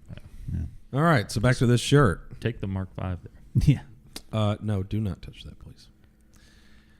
Per my previous email, leave that on that gun, Don't please. fucking touch it. So half by 28, 5/8 24, etc. Silent. Is that Silencer Shop? Silencer Shop. This is from my fiance Elliot, Elliot, and our homie. yeah, I should our homie. have worn mine today. You I wore your Yellowstone Yellowstone for you shirt, guys. which is basically like us, you know. But I pulled it out. I have the America, like states that don't suck. I pulled it out of the closet, the hanger I was going to put it on, and then I was like, oh, I think I wore this one already. And I saw this was behind it. And we, you and That's I our bond. met and Yeah. bonded there. So, so silencers. You have any silencers? I do, Yeah. but I need to, we've been talking about going forward with Yeah. Did we one of hook those you up? director 22s. I need to take you up on that. Oh, so I offered, but You've offered several times. But And you have some. So what's your experience with silencers? You have any? You've used them? When were you exposed to them originally? What do you think? so I was very fortunate. I started my career at the beginning of 2007, and I was at a class 3 dealer, and really at the time So you started working at a gun shop. in a Yeah, gun that's shop. that's how I started professionally in the industry, working the counter, and that's back when the NFA process was way different than it is now, and it was actually way less approachable than it is now. Silencer Shop has made it Most innovative company in our industry. Oh yeah, they've Yeah. made it to where it's so easy now. But back then, it was a whole thing. And the way that our shop, the shop owner, his name's John Ritz, and he kind of made up this whole white glove experience where you could come in and they would our shop would walk you through the entire process for buying NFA items. Yeah. And that's where I first got exposed to it. And so people would come in, and while they were waiting for their Form 4s to process, we had an indoor range, and we would let them shoot their silencers while they were in jail, while they were yeah. in ATF jail. And that was my first experience with silencers was back then. Before then, I had never even, I thought they were illegal. I was a teenager. I thought they were illegal. I thought you couldn't get them. I thought it was something Yeah. that only for the military or assassins or whatever, and relatively new to all of that. And then that's where I really got exposed to it. And man, we sold a pile of AAC back then, and that's when you were still with the company. But that was probably our favorite suppressor brand. And really the big ones were AAC and Gemtech. Those Yeah. were the huge ones back then. Yeah. And nobody else was really doing nearly as much volume as those two companies were. Yeah. Oh, that's cool. What were some other silencer companies? YHM YHM, yeah. was doing some. Were they that old? They're then. Yeah, I don't Watch 'em, remember yeah. when they started. Oh, it was okay. So they were pretty brand new if they were then. But the Gemtech Halo was a big deal back then. The AWC was still around, but they were fading. There was SRT was a company out in Arizona, garage, one-man shop that made some stuff. SWR, our buddy Joe Gadini. Yeah. He was around, but smaller. Jonathan Arthur Senior was still making dog shit, but was around. I mean, he actually even did some innovative things. Like he was using aluminum on 50 caliber silencers. So, God, who else was around then? There weren't John Weaver, who I think died at Daytona on a motorcycle crash. He was making some stuff then. So everybody was kind of in the garage, like a garage shop for the most part. There was like us and Gym Tech that were really, those were the big ones. Yeah. And then Silencer Co. probably came along a year or two after that. They really didn't become big on the scene. I want to say it was like 2014, 2015 is when they really became like a big thing. 11, 13. Yeah, probably about then, because I guess, it was basically, oh, God, I don't remember when I was fired. So I sold in 2009, so December 24th of 2011. So, yeah, we were several times bigger than Silencer Co. at the time. And then Silencer Shop started... Yeah, God, I don't even remember. I'm getting so old now, but man, they have innovated stuff, made the process so much easier. Because even when I owned Advanced Armament, most gun stores thought silencers were illegal. Right. I mean, that was always the battle, which is an interesting thing for me now, because my business was always like a pull. Educate consumers, and like, when I started, is like really when the internet was kind of becoming a thing, and there were forums and you could reach people directly like you can now. Like everybody takes it for granted with social media. You can reach your consumer instantly now. Yeah. Like that was not the case years ago. I always think about longtime customers of yours. Like, we talked about Aaron Hagen from Montana Tactical, and he's been doing business with you since, the early 2000s or the late 90s. Mm-hmm. And, same thing with Jim McLeod here. He's one of my first customers. At White Birch? Manchester. Well, now it's Shooter's Outpost. Yeah. But he owned the Manchester firing line or whatever. Mm-hmm. He was one of my first customers in like 1994 or 5. And you think about guys that have been loyal to you over all those years, not that you give favoritism and allocation and all that, but I can understand how companies, those have been your homies from back in the day. If Jim needs something and he texts me, he generally gets it. Right. Yeah. And I think that's a cool thing about our industry, is it's still very much like, hey, my granddaddy hunted with your granddaddy, and so we do business together, and I'll always trust you because of that. And do we all think the industry's that way? And like, why is that? It's because we're so picked on? That actually might have a lot to do with it. It's like it's because the way you bonded with your granddad or your dad or your uncle or whatever when you were young. Like, how do you get into shooting? Like most people, it's not like me. They're probably exposed to it because you're probably exposed to guns and hunting from your dad, I imagine. Yeah. Yeah. What about you? Not so much. No? Probably more just kind of stumbled into like high school buddies going and shooting skeet or 5-stand or sporting clays, whatever, after football practice. I've still never done that. Skeet or anything like that. Never? Oh, man. Never. Yeah, you probably should. You know, it's a good time. Yeah. It's a good time. Sporting clays, I'm going to say the greatest sporting clay shooter in the entire world, and that's an exaggeration, but not far from it. Bill Frame, and I think I've told the story before, so AccuSport, which now is defunct, unfortunately. Bill Frame was one of my favorite people in the industry. When his grandfather was the founder of the Yellow Pages, and they sold like at the right time. Like they sold for like $800 million before they were billionaires. So Bill, I don't know, he's probably 15 years older than me or so, grew up pretty privileged. And he went all through, like, he was younger in the family. He grew up, goes through college, goes to work at the Yellow Pages, and they sell it within like a year or so. And but he lived a pretty privileged life. And some of this is probably not true, but this is the way I remember it. So some like former Olympian, is who taught him how to shoot shotguns.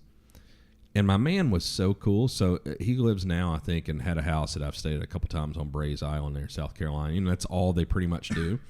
And it's a dude, he's got a lot of money. And he has like a Browning, like a $1,500 shotgun. And everybody that lives on that island shoots. They bird hunt and they shoot sporting clays and everything every day. And they all have, you know, like Perazzis or whatever, some expensive shotgun.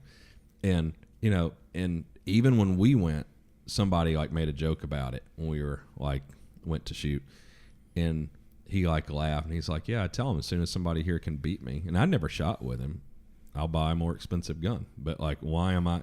To him, it was great that no matter what everyone else did and spent on their gun, he could be drunk and shoot with that cheap gun and beat everyone. And he shot the entire course doing trick shots. Behind the back, from the hip, over his head, every single shot. And I was like, oh my God. And he's like, yeah, you know. And he told me later, he's like, you know, I was trained from the time I was young, and this was like my shooting instructor, whoever he told me at the time. And he's like, you know, I've just shot like 1,000,000 rounds. So he's like, you know, like I can outshoot everyone. He's like, you know, when you learn to do something when you're 6 years old, you're way better than when you learn when you're 40. Yeah. And but it was so cool. Go with him. He'd be like, you think I can shoot that one behind my back? You know, he'd like let it run. He'd watch it. Yeah. I'll be like, I don't know, man. He'd do it.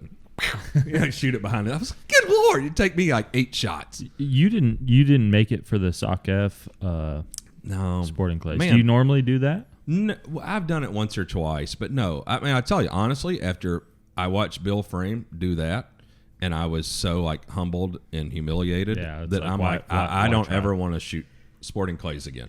There's a spot down the road called the Preserve in Rhode Island, and we should go there. And they have one of the nicest sporting clays facilities probably in the whole country. Cool. But it's kind of like a private. But we should go down there next time I'm up here. We should go down there. I mean, it's like drinking beer and playing golf with your buddies. Like sporting clays is like the golf of. Yeah, and you do take like a golf cart from spot to spot. I'd rather do that than golf. Oh yeah. Yeah. Oh, definitely. Sounds better. Definitely. But anyway, what was your first experience with silencers? Surely your age, you've got one or shoot them. Yeah, I have several. No, I would say probably when I was at Loophole, I imagine I know we did some like sales meet. This is kind of boring story, but we did some sales meetings out in New Mexico at the NRA Whittington Center in Raton, where we would bring our sales reps out for 3 or 4 days. And make them learn how to use the turrets on a scope and shoot out to 1,200 yards or whatever. Yeah. And there were different courses where we'd make them kind of learn how to use a rangefinder, learn how to use the reticles and subtensions in the reticles, and then also dial and just how to shoot long distance in various ways. And some of that was with a suppressor. It's great. Silencers, because then, you can tell the guys what to do. Yeah. Yep, exactly. And learning, just learning what a silencer does to a gun. I mean, on a precision bolt gun, you might need to make, shooting it with and without, you might need to make an adjustment on your zero. But moral of that story is don't shoot without, Ron. Well, yes, that's the goal, right? But then you go to Africa. I don't have tells one. You can't take a silencer. I don't have one for every gun that I own, so yet. Well, how many Q suppressors do you own? 0. But we're how dare you? With that being said, the only Taurus I have is the one he gave me. Yeah. Fair enough. Yeah, I have one question. How dare you?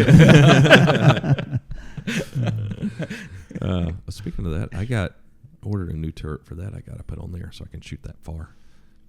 Because I hit on the Swaro.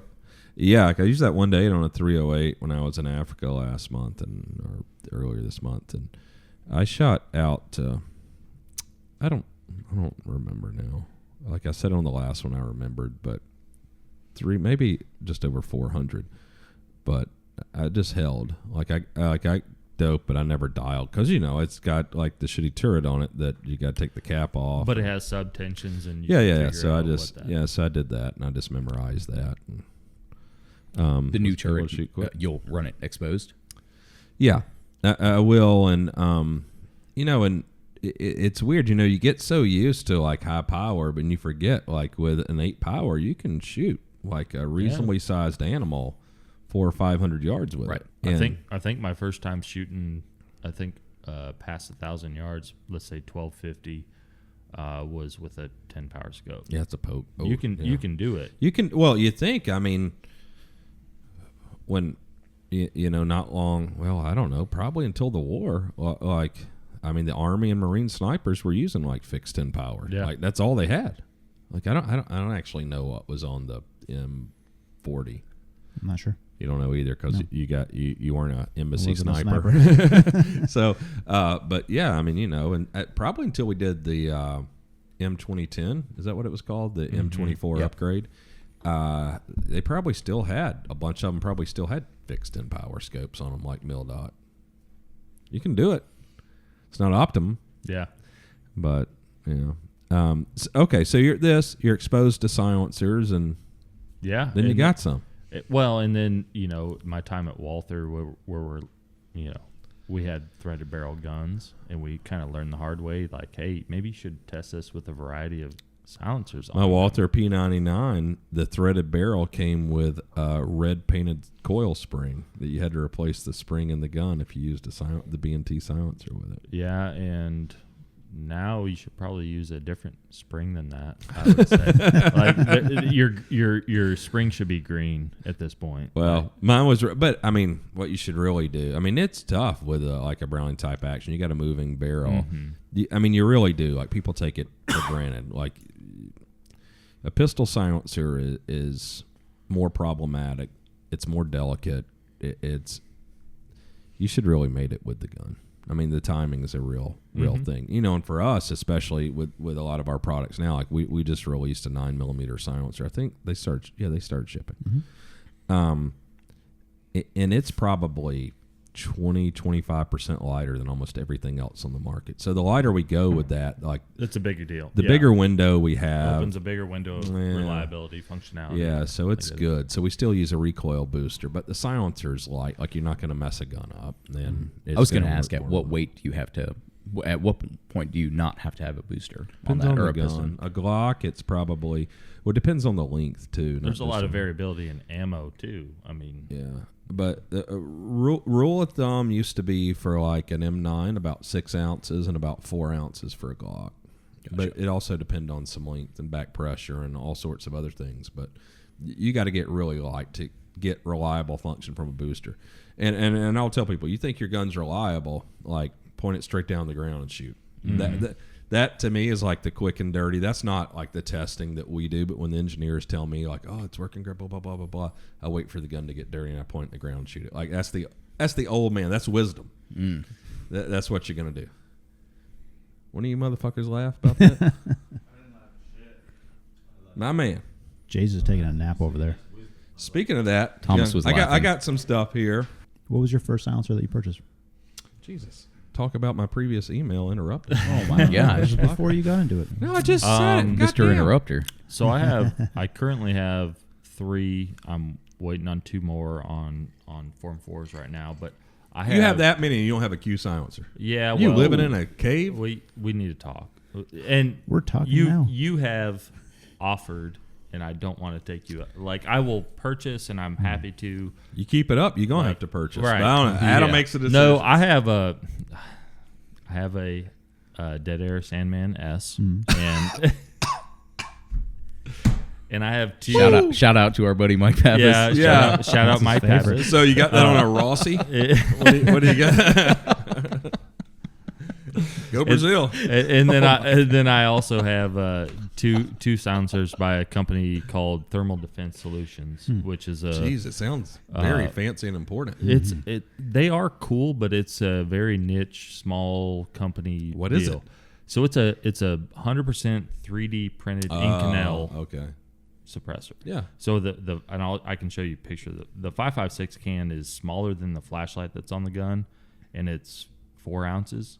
Oh wow! And I can shoot a mag through it, and in 5 minutes take it off by hand, and it cools down. You got to wear double ear pro when you shoot. It's not quiet, but it's not. It takes it down. It works. Yeah. But it's not going to be the quiet. It's not the. That's not the point. I love talking shit, but we make a lot of our silencers small and compact, just so when I hunt It's the Right. smallest thing to where I don't notice the shot when I shoot. And It, I then- mean, it sounds like So I a get nail. it. It sounds like a nail gun going off or whatever. It's not so loud. I can wear nothing, or I can wear just plugs or whatever. But it's very small, very compact, and very light. And I like compact and lightweight. and my thought behind that is a home defense, whatever. So you felt guilty about that. So you got the Sandman that weighs about 3 pounds. Well, and yeah, I'm buddies with Pappas, and but Interesting guy. yeah, he is, and that's a good way of putting it. Yeah. Yeah. Nice guy. But yeah, I don't have a Q yet. We do at the company. We have several Q silencers Nice. Okay. So because we test with. at least Taurus knows what's going on. I think we actually have a 5.56 on one of our full auto guns. It's in my safe in my office. Has to be the trash panda. Probably. Maybe. I think so. Yeah. So, speaking of that, so I got inspired this morning. Stop looking. So shower wise, and thinking about like you guys. You being got so inspired in the shower That's yeah, twice. yeah. While Yeah, shaving his every head. day. while thinking of us While too. shaving his head. Yeah, but it's not. I mean, I don't care that you guys are gay. I'm just not. So no offense. While shaving his bald head. Yeah, I caught that So earlier. this is one from that box art back there that Thomas loves. Oh, So like live ugly, fake your own death, which I think is pretty much like do whatever the fuck you want. Yeah. And I think like these are, you should never take life advice from me, but I'm going to give you so much of it right here. Some of these could either be like epitaph, like it go on your tombstone. Some of it's just life advice that I've learned, kind of like your shirt. So this to me, I hope is on like my tombstone, but there shouldn't be one because I want the pirate, or Viking. like for me when I was a kid, wanted to be a pirate. Like I thought I could do that, and then the Viking funeral. I forget what state, but I think I just read somewhere that somebody made that legal now, where you Yeah, can have a Viking you can funeral do I it feel here like in it the was up States. here somewhere. That's how I want it. But Yeah, the maybe thing here. is, Yeah, maybe if Maine. you were a real pirate and you are a real Viking, you don't give a fuck if it's legal or not, and that's what I say. Like that's the life I want. But you can still. You have to say those for the people just listening. Oh Jesus Christ! You don't have just say Pick it up. pirate life. Yeah, so that's pirate life, Viking funeral, and I hope at the end of the day that sums my life up. Like, did I just do what the fuck I want, and then that's the funeral I want. I think you can be buried at sea legally. Yeah, I just reposted that, That was with you who weird did that? facts. Yeah, Okay. So you can, Yeah. but international waters you can kind of do anything you fucking want. True. Especially if your name's Bin Laden. Especially. Yeah. Yeah. So yeah, it doesn't matter. We can do what we want with your ass. But for me, buried at sea. That's one thing. Like I don't know. Maybe that's what you do with a pirate too. But the Viking funeral, come on, like that's the greatest thing. Like have all you assholes there with like flaming arrows trying to shoot, That'd be awesome. some wood boat that I'm like sailing down the river in. It'd be great. All of That's- you will miss, and I'll just end up like on the bank somewhere rotting to death. Thomas just telling stories about the one time you put ice in his whiskey. I know. Like If that's legal in New Hampshire when I die, then that's the way I want it. which one? Viking. Oh, Yeah. I'll totally. If you That's die the way to before go. me, I will light your ass Yeah, the fuck up. Please do. Oh, I will. Even if it's illegal. Yeah, I'll do it. That's. I I'm mean, fine that with should be that. the whole thing. Pirate life, Viking Yeah. death. I don't care if it's legal. I ain't asking anybody for permission. Who are they going to charge? They're Not they're me. gonna They come charge. for you. Oh, they will charge me. But maybe I'll get a better. I'm swimming sure pool. the Keep it EPA up. would be kind of upset about Well, the That's- whole. Oh, fucking bullshit. What if Well, like, I'm just letting you guys know. my I mean, you're casket probably just right, happened to Alex. catch on fire? I mean, stuff burns. Shit That's happens. While there, floating. there were Yeah, not a lot in the of middle fish. of the It there was weren't a lot of retention fish in that pond. area anyway. transportation. There was an accident, fell out of the hearse. There's a whole series of events. I will totally do it. I don't care if it's legal or not. I'll go to jail for it. That's why I have. That's why I have a personal attorney. Well, we have Christine will hook me We have up. official record of it now on video. Yeah, My wishes. Christine. She watches this too. So if Adam dies. Yeah, just tell my wife. All right, what is this one? Oh, here. This is good for you guys. Very inspiring. A baby shark is still a shark. So, Correct. yeah. So that's like what I told Ron Cohen when he's like, Ethan can't be a senior engineer, blah, blah, blah. And he was right about a couple things, but overall he was wrong. And what do you see happens? He puts someone Ethan's age in charge of engineering when we leave. Yeah, baby shark, still a shark. All right. This is also SIG inspired. If 6 executives do a good job, 3 likely do it better. So, yeah, there's too many you don't get too many people. Brett, I'm telling you, man, you're Yeah. in charge of that place. You don't need a whole bunch of middle management. Like Yeah. those people. I will tell you, with this new company I'm working with, Strike Group and Strike Pay, they are a bunch of What is this? I thought you were working for So- Warren Buffett. You got a new Yeah, guy? no. So that does just, Warren Buffett know about this? yes, and so part time I'm working with a company called Strike Group, and the new big launch that we had was a service called Strike Pay, which is payment processing for the firearms industry, super 2A friendly and all of that. That's my little plug there. But in that company, there's a lot We're of familiar with executives. this.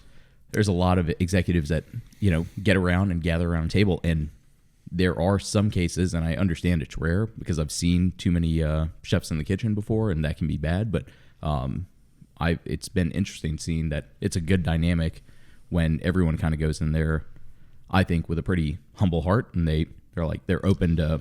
Well, I think when to you got seeing. if you have 6 badasses, but it seems like at most of these big companies, the executive staff should probably be cut in half.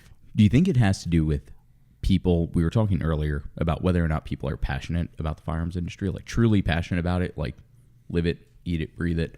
I think if you get people, like you get the 4 of us around the table. Just passion in general. Like you couldn't pay me to do something I hate, and I think there's a lot of people. Maybe I'm wrong.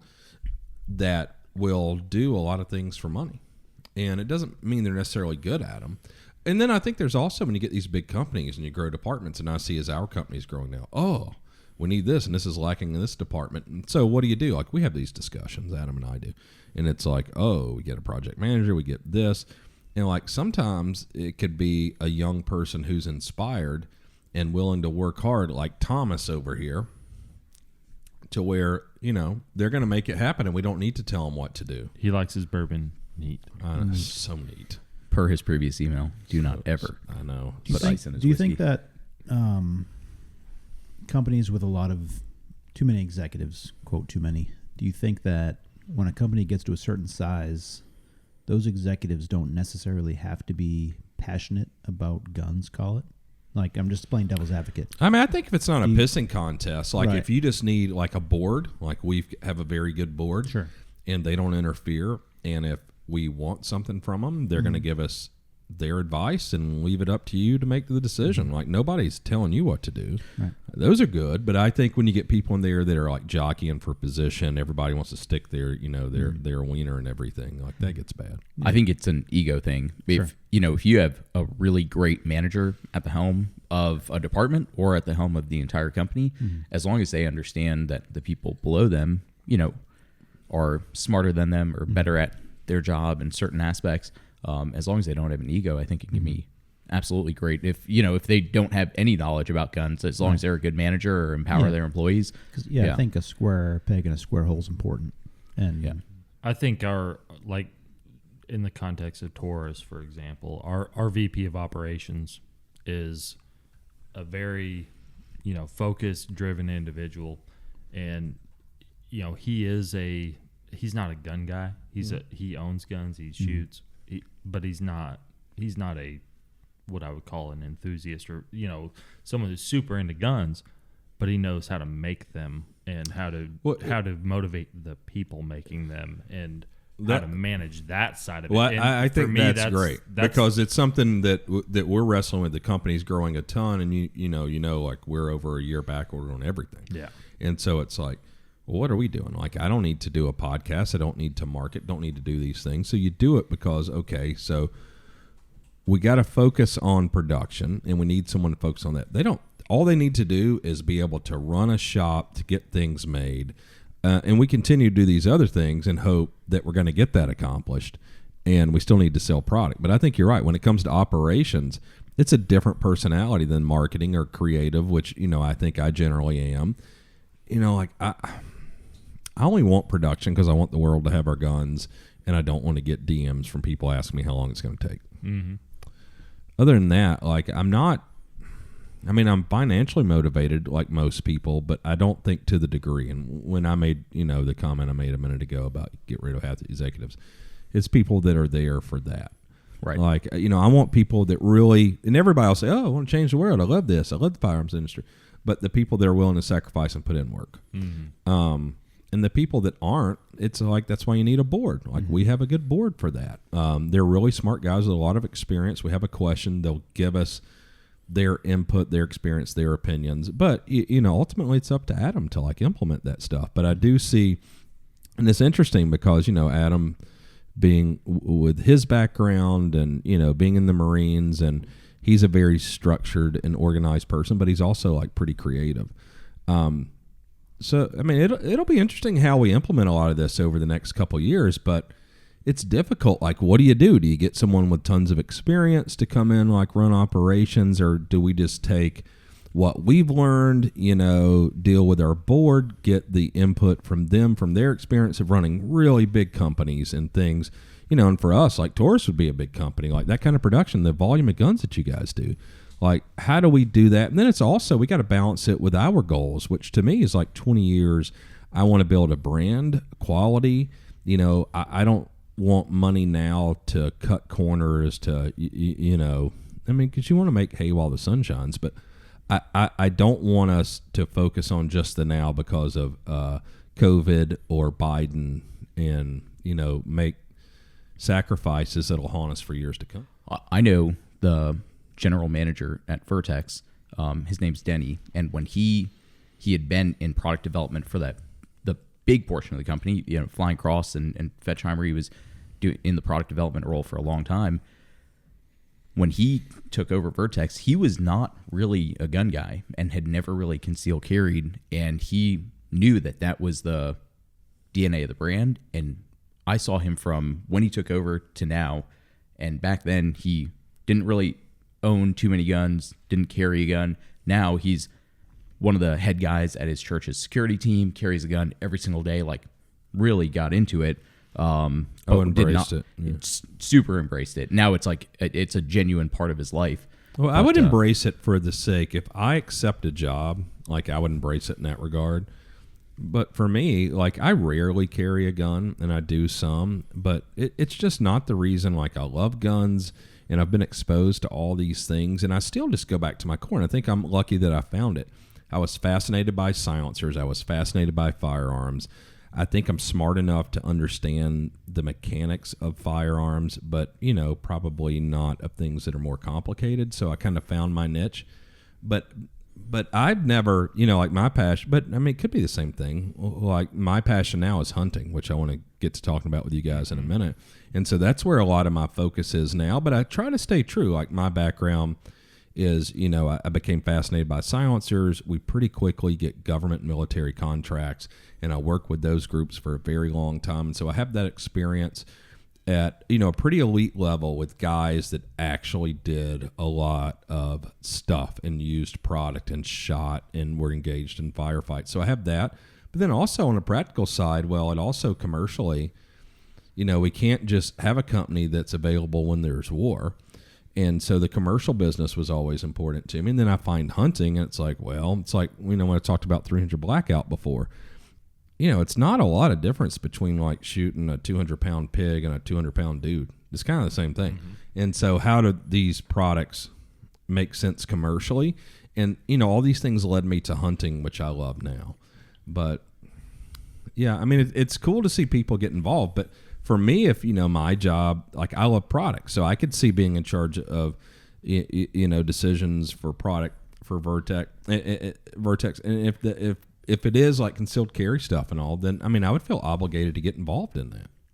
Yeah. And have a good understanding. And that's what I've not seen when I talk about like other executives with them.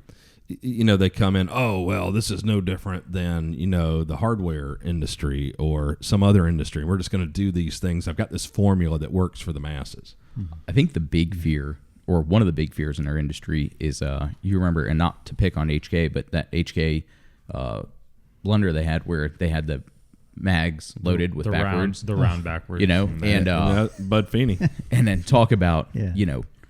I think that's one of my big fears. You know what that is, and I think like Thomas would probably flip a table, but that is when you get a company and they hire a marketing firm, And like we never had marketing. Last year we start building a marketing department. We're doing stuff like this podcast or whatever. And yeah, I mean, to me, it's very important. Everything, the customer experience when they first see their box, like our gun, when we ship it to them, they go to their gun store, they see the box, when they open the box, when they pick the gun up, like all the customer experience stuff to me is very important. Mm-hmm. And I think I do not like that. I didn't like it at SIG. And they were still had a marketing department, were hands-on, but the guy who was in charge of marketing for HK and allowed that to happen, he's a great guy. Adam and I know him. Mm-hmm. He's an incredible shotgun shooter. Like, he's a gun guy. But he's running all this marketing stuff, and he just... Yeah, I'd drink a beer with him any day. Oh, yeah, he's a great dude. One of the best people at SIG. But, you know, he just had a lot going on, and, you know, you get used to delegating stuff, and, like, you got to stay in the weeds. Like, we'll ship the mystery shirts tomorrow or start shipping them, and that's like, Tom is freaking out over here because he's got to be there to help pack them up, because to him, it's like if somebody receives it and they don't get their sticker, the shirt's, like, not in there correct, like, whatever, and that's what you want. I mean, to me, you want people that are going to take pride in it. Right. And, you know, that HK blunder where, I mean, I remember, you know, Larry Vickers is who handed me, he had just retired from Delta, working with H&K, handed me that catalog and laughed and said, look at this fucking shit. And I was like, what? He's like, the rounds are in the magazine backwards. And I still have it. But, yeah, like, how embarrassing. HK, probably one of the greatest gun companies to ever exist.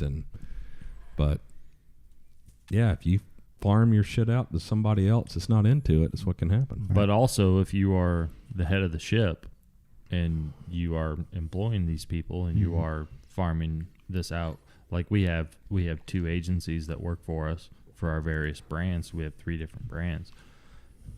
They don't get to make that mistake without me seeing it. Sure. So, Bud Feeney, he checked off on it. He just didn't really look at it. And I don't know if he wasn't the president of HK, I'm guessing at that time. No, he was in charge of their marketing. Wayne was the president back then. I don't know if that's I'm pretty true sure or not. It might have been right before. But either way, I mean, and not throwing shade at whoever that person is, but, you know, we own that as the person in that seat. You own it. Well, I think as a leader, you know, like what I want to impress upon Adam or, you know, anybody else is if we do not fail, we're trying. You know, we're not trying. Sorry. You know, so our failures are fine. Like, you got to learn from them. Even something that ridiculous.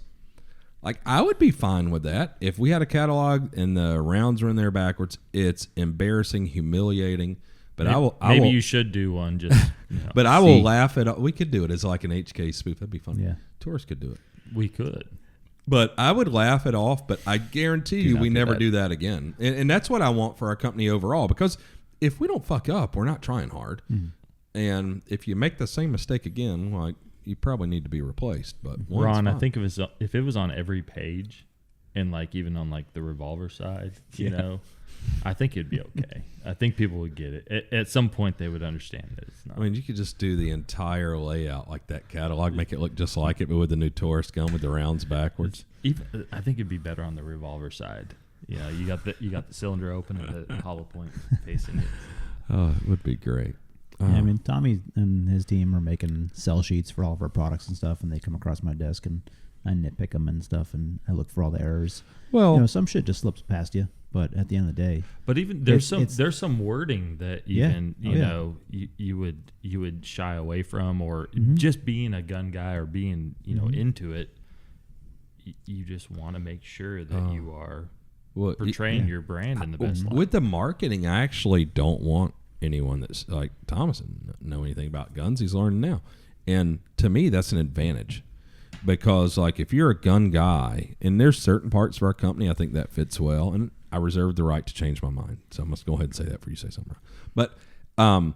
But with marketing, I want a different approach than anything I've seen in firearms. Like, our marketing sucks overall. Just like most of the distribution we talked about earlier going direct, I don't like it. Like, ours as an industry. Ours is an industry. Yeah. So I want a different approach, and I want Thomas to learn and understand the stuff, but I do not want him influenced by, his 20 years of experience in the firearms industry. Yeah. So when I think of the Q the average Q customer, and we talked about this a little bit last night, but the average Q customer is a very savvy, educated gun buyer or firearms enthusiast. Whereas when you talk about Taurus, some of their products are targeted more towards the beginner shooter or the novice shooter, or somebody that's just becoming, familiar with this industry. Yeah. So I think when you have somebody like Thomas, not picking on you, but that doesn't have so much experience, they can relate more to that marketing than you or I could, because we see it from a way different lens than a brand new shooter would. Well, maybe, but I don't know. Maybe it's better for us to do it because we know what they don't know. But, for me, I like, Thomas's approach to a lot of it not being gun-centric, because I want to be different, because I think we have the opportunity to market how we want, because I think we make a very high-end product. We create some niches, whether it's, the fixed rifle, 8.6 cartridge, like we do things that are outside of what other people are doing in the industry. And, we make some of the best products, and we're able to market however we want, where I think when you have, like if we were making, like you're making that 22, and that, to me, that's like a pretty cool high-end 22, but that should be kind of a beginner's gun as well. And if we were making, we've got a 22 pistol and rifle project that hopefully will see the light of day, and that marketing is going to be different, because we'll probably be able to sell our initial couple years to just our customers or fan base now, but it will be to a more novice customer, and so that marketing will need to take a different approach. So yeah, maybe. I like what we've done for marketing, and especially social media. I think it's a lot of fun. It's kind of loose, but also our followers are pretty aggressive. Has Q ever not been in a back order situation? No. That's what I thought. So that's a very fortunate place to be in as a company. Yeah, so if we can be successful, Adam and I, with, approach to manufacturing, I mean, like I tell him all the time, it's always a concern, like, holy shit, what if the dog catches the car? And I'm like, well, I hope that never happens, because I hope that our products speak for themselves so much that no matter how much we can make, there'll always be a greater demand. But if so, then that's up to us to market, and then up to us to develop new product that, can help the company continue to grow. Because, if we're not growing, we're dying. I don't know. So you have, I don't know if it's your tagline or if you really formalize, but unpossible. Working with German engineers, a lot of times they would say that's unpossible, or, it's a word that we kind of joked around. So when you came out with that as your tagline, I was like, I kind of giggled, like, that's awesome, because ultimately we would achieve things that we thought were not possible, but it's a cool thing. I mean, and I think thank you. And I think to me, it was just ironic, and it's great, just sort of like my constant joke that I learned from the owner of H&K. When first time he took me to H&K to an engineering meeting, he says the German sense of humor is no laughing matter. And but yeah, I mean, I think even at Q, we've done things that initially, like right away, Ethan or Nick or one of the real smart guys would say, like, you can't do that. And it's just like, okay, why not? Like, okay. And there's some stuff I can think of off the top of my head that we're working on now that I'm not going to say. They said that, and I was like, bullshit. And we can get it done. And I mean, we couldn't without them. But, it's my job sometimes to convince them, like, hey, and sometimes it's ego. Sometimes it's their training. Sometimes it's laziness. I don't know. But it's like, yeah, maybe you don't know everything. Like, let's try it and see. Getting that perspective from outside of the industry, I think, is important for seeing things that the industry is traditionally seen as impossible. Bret has a guy that works for him named George on the engineering team and product development team there, and he came from designing helmets beforehand. And now when you talk to him, he brings such an interesting outsider's perspective. And I haven't worked with him personally too much, but I know he brings I'm sure you've seen him bring perspective from outside. Yeah, it's from a R&D perspective, it's great to see someone who's, willing to try things, because an engineer is so typically like, well, like you said, we can't do that, whatever.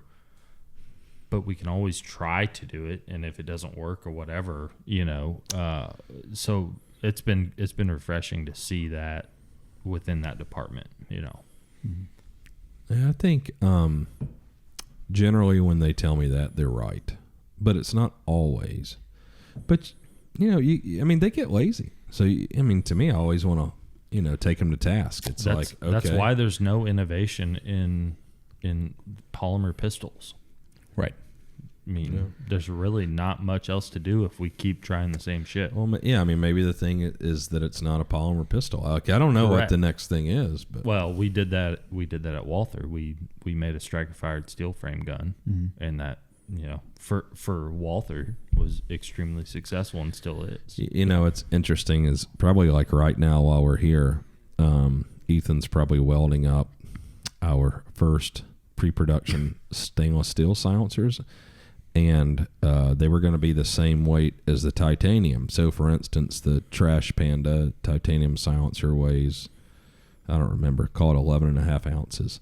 And the steel version, Ethan's like, I think with this process that we're using and the material that we're using, the alloy, that I can get it to that weight. And I'm like, fuck you, man. But I'm like, that's great. Like, I always want to believe. And so, like, I support it. And Ethan's one who is willing to fail, and I give him credit for that. And I'm like, oh, fucking dude, okay. Like, I believe in you, but I think you're bullshit. And like Adam said, it turned out 2 ounces lighter. And it's steel. So I'm like, your DMs are going to blow up over that announcement you just made, by the way. Oh, it's impressive. Yeah. So what you're going to have is people like me that's like, hey, I just bought this. And now you're telling me, and I've filed a Form 4. Yeah. and so then I'm going to say, okay, so buy another one. No, here's what I'm going to say. I'm going to say, it's like anybody that's bought an iPhone. Yeah. God damn, Adam's stealing my joke. I had a great joke. It was like, okay, so find yourself a box. It may be like he delivered it much, air conditioning much more unit fits in, and then put your laptop in it and your phone from last year and that silencer and send it to somebody that gives a shit. Like, you replace all that stuff. That's one thing with the $200 tax and the barrier to entry with silencers is you think, oh, it's got to be great for the rest of my life. It's like, what else you got that, like, you driving the same car from 12 years ago? Right.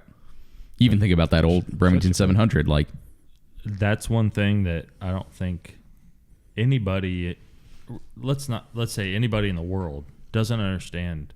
We have the only product, whether it's silencers or firearms, we're the only product that's expected to last a lifetime. Yeah, I don't know. What else? There's nothing else. What else? Oh, wow. Thomas, how long does that vape last? How many different versions of the vape have you had since they came out? And really, the thing is that it's 4. All right. It's meant to last multiple lifetimes. Like, you look at that double gun that you just showed us last night. That thing was killing shit 100 years ago. That's a generational gun. It's right here. Oh, yeah. Oh, yeah. That God. exact gun. All right, we got to get after this because we got to get. We haven't talked about We have to hunting. talk about Jesus. hunting. Okay, This so is gonna be an here's 8-hour another one that goes podcast. with this. No, he'll scale it down. got That's fine. time. But if it's cool, it's cool. He'll decide if it's interesting. Nothing but time. So that's the SAS motto. Who dares wins. So that's like so true to life. Oh my God, that's a great one. Oh, so I love this. Haters are great. Yeah. One thing is if you don't have haters, you're probably not significant or doing anything relevant.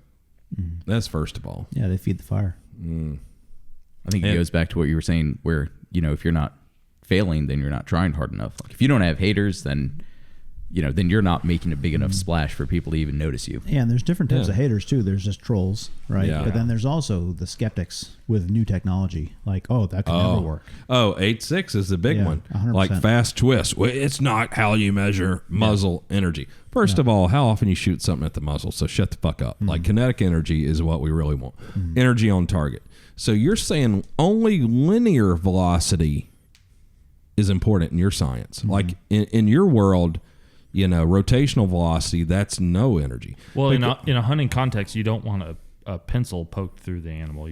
There you go. Right. I mean, a laser beam, you shoot it through the brain or the heart, it's great. It's going to die. Let's Expanding talk projectile with- about shooting something with a bow. If you really want to scale it down to killing something, and Tom's getting attacked by a killer B over there. Thomas. What are you doing? It's up on the window. You're Fly, good. you weirdo. Just hit it. It's a B, but it's up on the. Oh Jesus! Oh. Are you allergic? You ever got stung by a bee, Kevin? It's not the Really? it's bald Sucks. eagle. Oh yeah, that one time I had a vagina. I was terrified. Just hit it with your purse. Oh, that was so good. Adam's But good with the getting joke. back to it, if you shoot something with an arrow, you don't want to shoot it with a field point. You want to shoot it with a broadhead that Yeah. expands Right. out. You want and it- the thing is twisting as it. You want to induce bleeding. Yeah, And it's no different with a bullet. It just happens rapidly and at Yeah, a just different scale. like a blender where we talked Yeah. about, like, you have the low speed, the medium, and the turbo. But fast twist, man, that's where it's at. So yeah, just back to the hater saying, oh, it doesn't. It's like, okay, so we're using so little of the energy that's created when the bullet comes out of the barrel. So all that flash and sound is energy. And so now we're just stealing some of that and using it rotationally. And so what that's doing is putting energy in your target. But There's a guy that works for Walther. His name's Peter Dahlhammer, and he's probably the smartest person in the world when it comes to firearms. I think he's the only person to have a doctorate in small arms. So I agree. He's probably the smartest. He's a German engineer, but he's probably the oh, really? Would smartest. name like Dollhammer? You sound Yeah. Wouldn't have stubborn. guessed. Yeah. Thought he was. But he Hispanic. wrote his thesis when he got his PhD was a book that I actually helped him translate to English, which is Innovation in Small Arms Manufacturing, and I can send you a copy of it or whatever. with that pistol. Well, and so he goes through. Yeah, it'll be there whenever the pistol gets there or whatever. So, but he's an extremely intelligent guy that he teaches classes in mechanical engineering, and he's teaching people how guns are made That's and brought to wonderful. life. Wonderful. I'd be interested to talk to him and find out who else has done a fast twist or made huge adjustments to twist rate over the years, because you think about these kinds of innovations that happen in our industry, and I would assume, based on the data you've shown me, that some point down the road that will become the norm in the industry, especially with bullet technology or projectile technology. Yeah, because it's becoming- improving. And Yeah. I mean, we even see with 300 Blackout. I mean, this is small scale, but it's something that prints. It's fast twist, 1 in 5 is becoming the norm with that. And we stopped at 1 in 5 because of bullet technology. And Peter, I don't want to speak for him, but when I've asked him personally, like, hey, what's in your mind? What was the driving force for what we have today? It wasn't Glock introducing semi-automatic polymer, which they didn't, but it was going from a paper cartridge casing to metallic. That really Yeah. drove more than anything that we've seen. That drove the innovation. So all these things came as a result of that, but without that, you can't do what we do today. Yeah, and I mean that's old at this point. So it's everybody's looking for some great big change, Correct. but it's like, why has no one ever messed? But short barrels just became a thing within the last 20 years. Yeah. So like you couldn't buy a Remington 700 tactical with a 16-inch barrel or 18 or even 20-inch barrel 20 years ago. 24, 26-inch barrels, what you got? And, you start shortening those things up. Okay, you're losing linear velocity. What do you do? And if you have big, long, heavy bullets, that slow twist was designed for a barrel that was 40% longer. Probably ought to make it faster. I mean, it's basic science and thought. But what we have, too, a lot of the traditional, machines that are, pulling buttons and stuff, like they can only go down to a 1 in 7 or a 1 in 6 3/4 twist. So no one ever experimented with it because you couldn't do it. Yeah, we tried to do 1 in 3 at Green Mountain a while back. Yeah, And broke their Ethan. machines. Yeah, Ethan kept breaking the machines, kept having to buy Yeah. gears. So anyway, I mean, we'll see. I think this is an innovation, and it wasn't. There's a lot of things. I think a lot of companies try to innovate for marketing and to be different, and I don't think that's our approach. I hope, because what I believe is that we actually innovate and come up with things that are missing in the industry and want to do something different. And, I don't want to compete with everyone, whether it's going to SHOT Show or it's, like we're not going to make a $400 polymer frame striker pistol, try to compete with you guys. Like, it's just not who we are. We can't do it. And I don't want to do it. Nope. So we got to do different shit. So, I mean, and that's what's more interesting to me. There's a need for all of it. But, yeah, fast twist, I think, is going to become a thing. I think we'll see it. Okay, so back to my words of wisdom here. Why are you always peeking? You're a peeker. I'm a peeker. So this goes with the hater thing. If you're anonymous, you do not fucking matter. And I think that's a good one to live by. Like, I love it. Like the people that especially attack me, like, they're all anonymous. It's the internet. Yeah, I know. Like, you're so lame. Like, I don't, like, it's just laughable to me. Like, I think it's funny. I love igniting all of those idiots. I think the flip side of that is being in a position of, you know, a president role or whatever, and owning what your company's doing and you know, facing those things head on. We talked last night about, you know, some of our struggles with warranty repair and customer service and trying to get that. Yeah.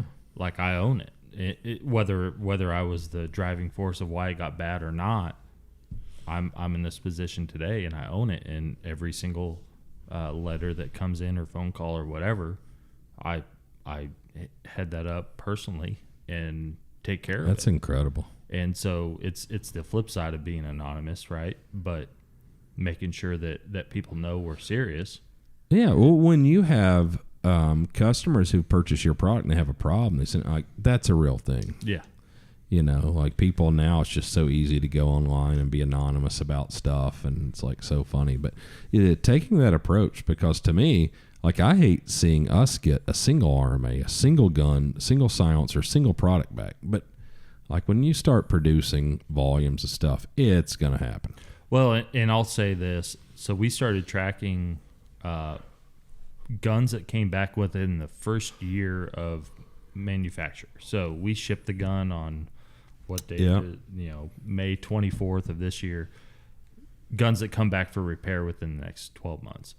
It's less than 0.2%, which is not any at all. That seems awesome. But Like, I would have assumed it was many times higher. But if you're producing 2 million guns year after year after year, and we're an 82-year-old company at this point, 40 years in the U.S. is a U.S.-based company, you know, that there's a ton of guns out there that need to be repaired. That it could just be a spring or a screw or whatever that's missing. You know, that's a shitload of guns that we got to get through. Oh, yeah. And so many guns that are now out of production. Right. And so we talked about this a little bit, you know, yesterday. We have guns that are out of production, or we have guns that we need parts from Brazil. We have these things, but when I started diving into our issues within our warranty repair, and I say issues because it's not to my standards. I came from a company that we expect 48-hour turnaround time, and when you're producing like we are, that's a heavy task. But the return rate is not that high that we can't achieve it, and we're at 6 hours right now. We are repairing things the day they get in, and so that's wonderful. So it's not it's not a capacity thing or a volume thing. It's just a matter of having processes and systems that can handle it, and not letting it slip by. And, you know, it goes back to what you said, you're not your past or whatever. We have guns in the past that maybe aren't to our quality standards today, and we've, in the past, not upheld our warranty repair.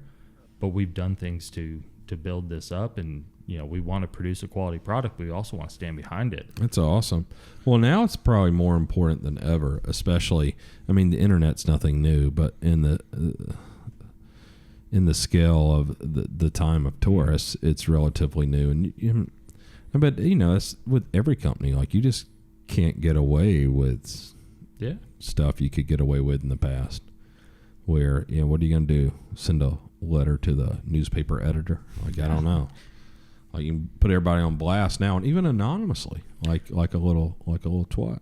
Do you think back, you know, you said John Hollister and Mike Murs were the face of AAC, which made you somewhat anonymous to the general public back then. Is that why with Q you've become a very public face? Yeah, I think there was value to it, and I think I was approached when I was at SIG to start a company, and I didn't like, and I was very interested in it, but it was with one individual, very wealthy guy.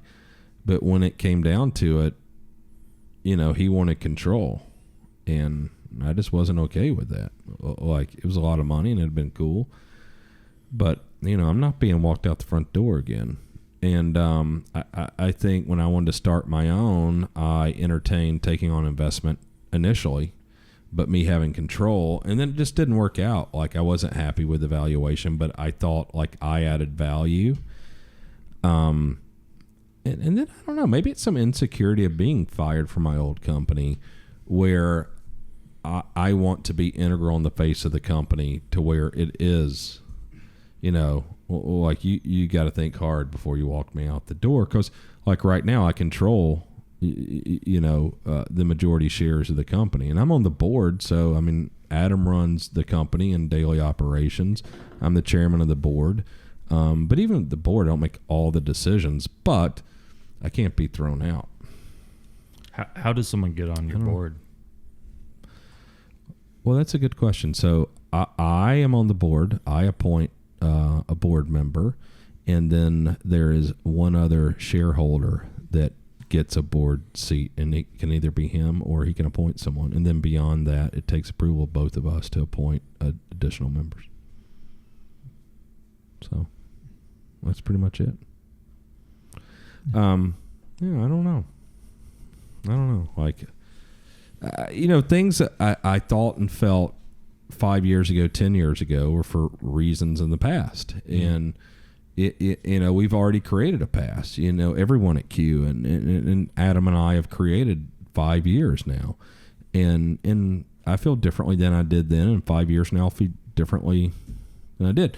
And for at some point, it might be best for me not to be in charge. And I'm fine with that. Like, I'm already fine with me not being in charge of like operations. Like, I understand daily decisions, and I create my own checks and balances, whether it's been, Adam becoming the CEO, or I have like our general counsel, a personal attorney, like I create it for myself.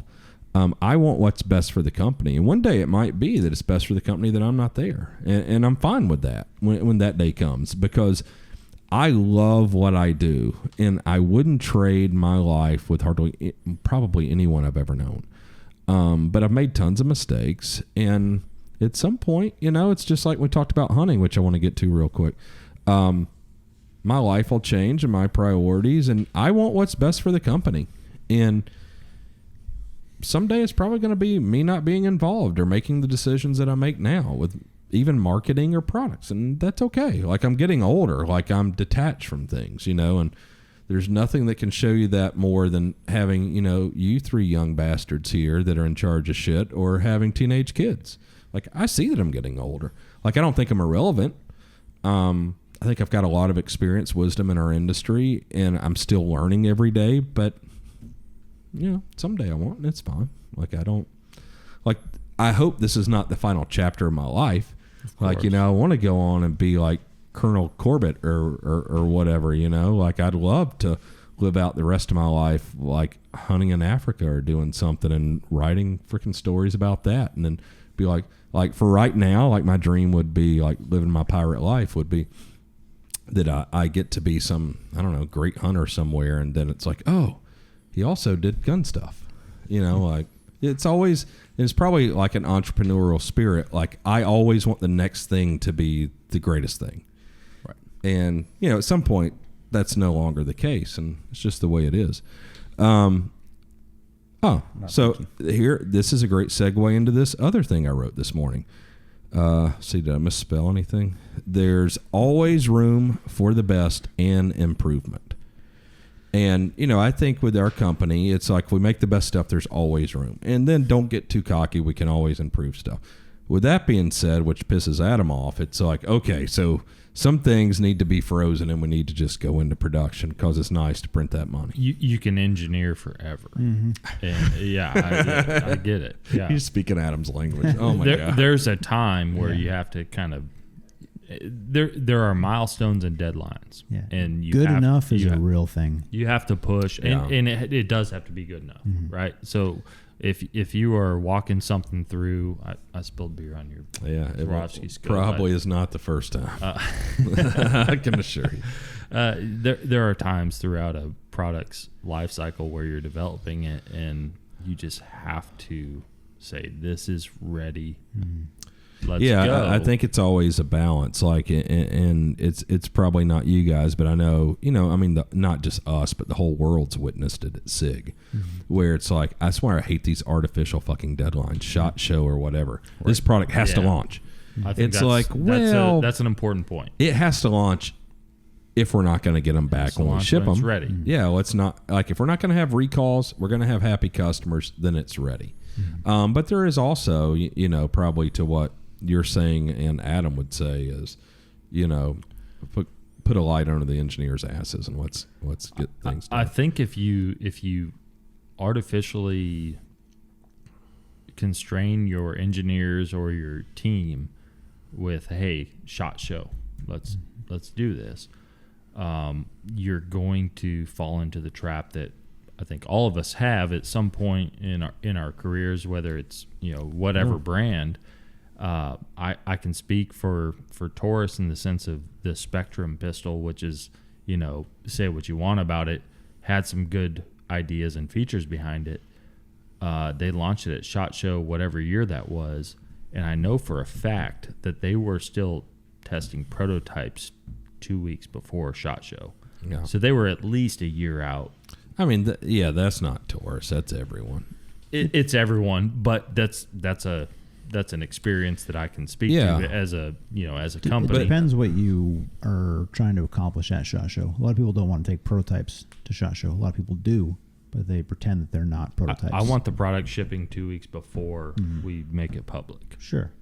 Yeah. And that would be ideal. We will avoid any great. kind of embarrassment or heartache or but whatever. It's hard when you set the deadline artificially because, things come up, like legitimate things come up. Like, I in no way think our engineers are lazy, but it's like I should write another one of these life experience things. It's like everything's like 3 times harder or costs 3 times as much as you think. Right. Like, that's just the way like life in general is. And Smith & Wesson was the first company in a major way to do a launch where when they announced that gun to the public, it was already on the shelves of the retailer. I think Ruger's done a better job than anybody. What was this Smith product? Smith, when they launched the Shield, I think they were the first major gun company to do it, where they had it launched where it was that organized and that orchestrated. But when you showed that slide just now of there's always room for improvement and there's always ways to be better, my mind went in a completely different place. Like, I think the Fix is fantastic, and it's the best bolt gun right now that's out there. But I'm sure as soon as you launched it, there were things where you said, hey, for a 2.0 version of it or for the next iteration, there are ways to improve it. And I think a lot of companies fall into the mix of... And the flip side of that, when you do something as innovative as this, you will have consumers, and I'm speaking to consumers to tell them to, hey, like, take trust in what the company's doing here. There's probably people that said, can you do this in a 30-06? And it's like, we're not doing a fucking Civil War reenactment. This is, or the left hand or whatever. Yeah, there's a driving factor behind innovation that people cannot adopt to change. And I use an extreme example, but yeah, there's some of it, but I mean, there are things that maybe we would change now. I don't even know about the Fix in the first couple of years. Like, we hit a home run. Yeah. Now later on, maybe, but for me, always being like the optimist, and I think an entrepreneur, it gives us an opportunity for a 2.0. I mean, I can tell you, it's probably not likely that I won't be shooting that gun till the day I die. Like, that gun, I love that gun. It means a lot to me. The gun works great. I've hunted all over the world with that gun. But, I always think, I think what I meant by improvement, well, probably many things, but when it comes to, like we look at scope mounts or other things, it's like, how can we take a product, make it better? Like, we can't always develop something that is brand new and never been done, but we can, like, what percentage of improvement is better? I know, like if any of you are into cars, it's like 0 to 60. It's like just, can we get a fraction of a second better? Then we got something new, you know? Yeah. And what goes on the website or sell sheet, you know, that people are going to see. Because, well, you know, like what's Ron? What's the fastest car you ever had? This car now. What is it? The Panamera Turbo. Yeah. Oh, a turbo. You have the turbo. Oh yeah. Oh, so fast. How fast is it? It's fast enough where I'm worried when I drive it. Like What is it? What's 0 to 60? I think it's 3.4 seconds or something like that. That I is mean, it's so pretty fast. You know, but that's quick. that's the thing. It's a gasoline powered car, Right. So I have an electric car that costs a fraction of that. That is 50% faster, right, and that's and it scary holds fast. 7 people, Yeah, and it weighs 7,000 pounds. So like having an electric car. So that's where you think there's always room for improvement. You know, it doesn't even have to be that. It can just be like scope mounts or anything else. But I mean, you're right. Your car is so stupid fast, it's ridiculous. And I remember when you could get under 6 seconds, and I don't know. There's probably lots of guys that are listening to this more into cars than me, but probably in the mid 80s, if you could get under 6 seconds, it was like a supercar. right. And now it's like my Suburban is probably 0 to 60 in 6 seconds. It's to the point where, you know, not that I know Elon Musk or speak for him, but Tesla had this Roadster concept car that they're bringing out, and it was 1.9 seconds, which is It's insane. absurd. Yeah. And they came out with this SpaceX package that updated that to a 1.1. I don't even believe it. I've got to Google it because it seems How is like, it possible? I don't know. Like my car, 0 to 60 in 2.4 seconds. And it will almost make you pass out from the G's. So it's like, Make your gut sink back into the like seat. literally tunnel vision the first time I tried it. And like I was telling you, I've got ludicrous mode and I've got ludicrous plus mode. So I drive in ludicrous mode because, you know, I'm a pirate. But ludicrous plus mode, oh my God. Yeah. Like you better be paying attention because you're going to just ramp up the back of some other car. Like it's crazy. So I don't know, 1.1, like I don't think means. it's a thing. I don't know what that means. Well, because I think they only did like you're speaking something that I don't know what that means. Yeah, 1.9 because some other company came out with something that was a little faster than, you know, like my car at 2.4. So they're just like, And maybe they never okay. make that package available to anybody. And it's like, Yeah. let me reprogram that computer. Okay, 1.9. You know, I mean, that's probably all that really happened. I mean, I don't know. Like my car now is a few years old. I'm sure they have like better motors and batteries, but I mean, there's Stupid. equipment on the car. There's axles. I'm assuming. I don't know a Tesla, but there's axles. There's things that have to hold up. I don't know how Tesla works. There You- might be. It's not just it's not a simulation. It's right? ridiculous. There's things that have to work to make this happen. Well, at you know? 1.1, where does tire technology come in to where you're not just shredding the entire tire at that speed? You know, I you can mean, only put everything in that is ridiculous. Maybe making guns is the simplest thing in the world, and cars and things, airplanes, whatever. which I'm sure. Maybe we're in the right business. I'm sure there was I somebody at Michelin that was like, hey, the only reason we can't do a 1 in 3 twist is because bullet technology. And somebody at Michelin's like, man, the only reason we can't do a 1.1 second 0 to 60 is because the tires would shred. Here, I'll come up with better technology Yeah. for it. And It's they'll true. also rate your restaurant or whatever. All right. Ford Focus is fast enough. Yeah. I mean, you think that would have been a supercar like 25 years ago? Yeah. Yeah. The ST is awesome. The RS is like Yeah. what would have been considered a supercar back in the yeah. day. What do you have, an ST? I have an ST. Yeah. Yeah, they're fast. Yeah. So here's another fuck those guys. So I kind of live by this. It works.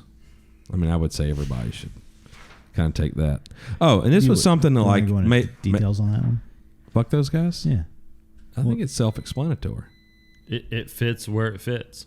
What was that? Who'd that be?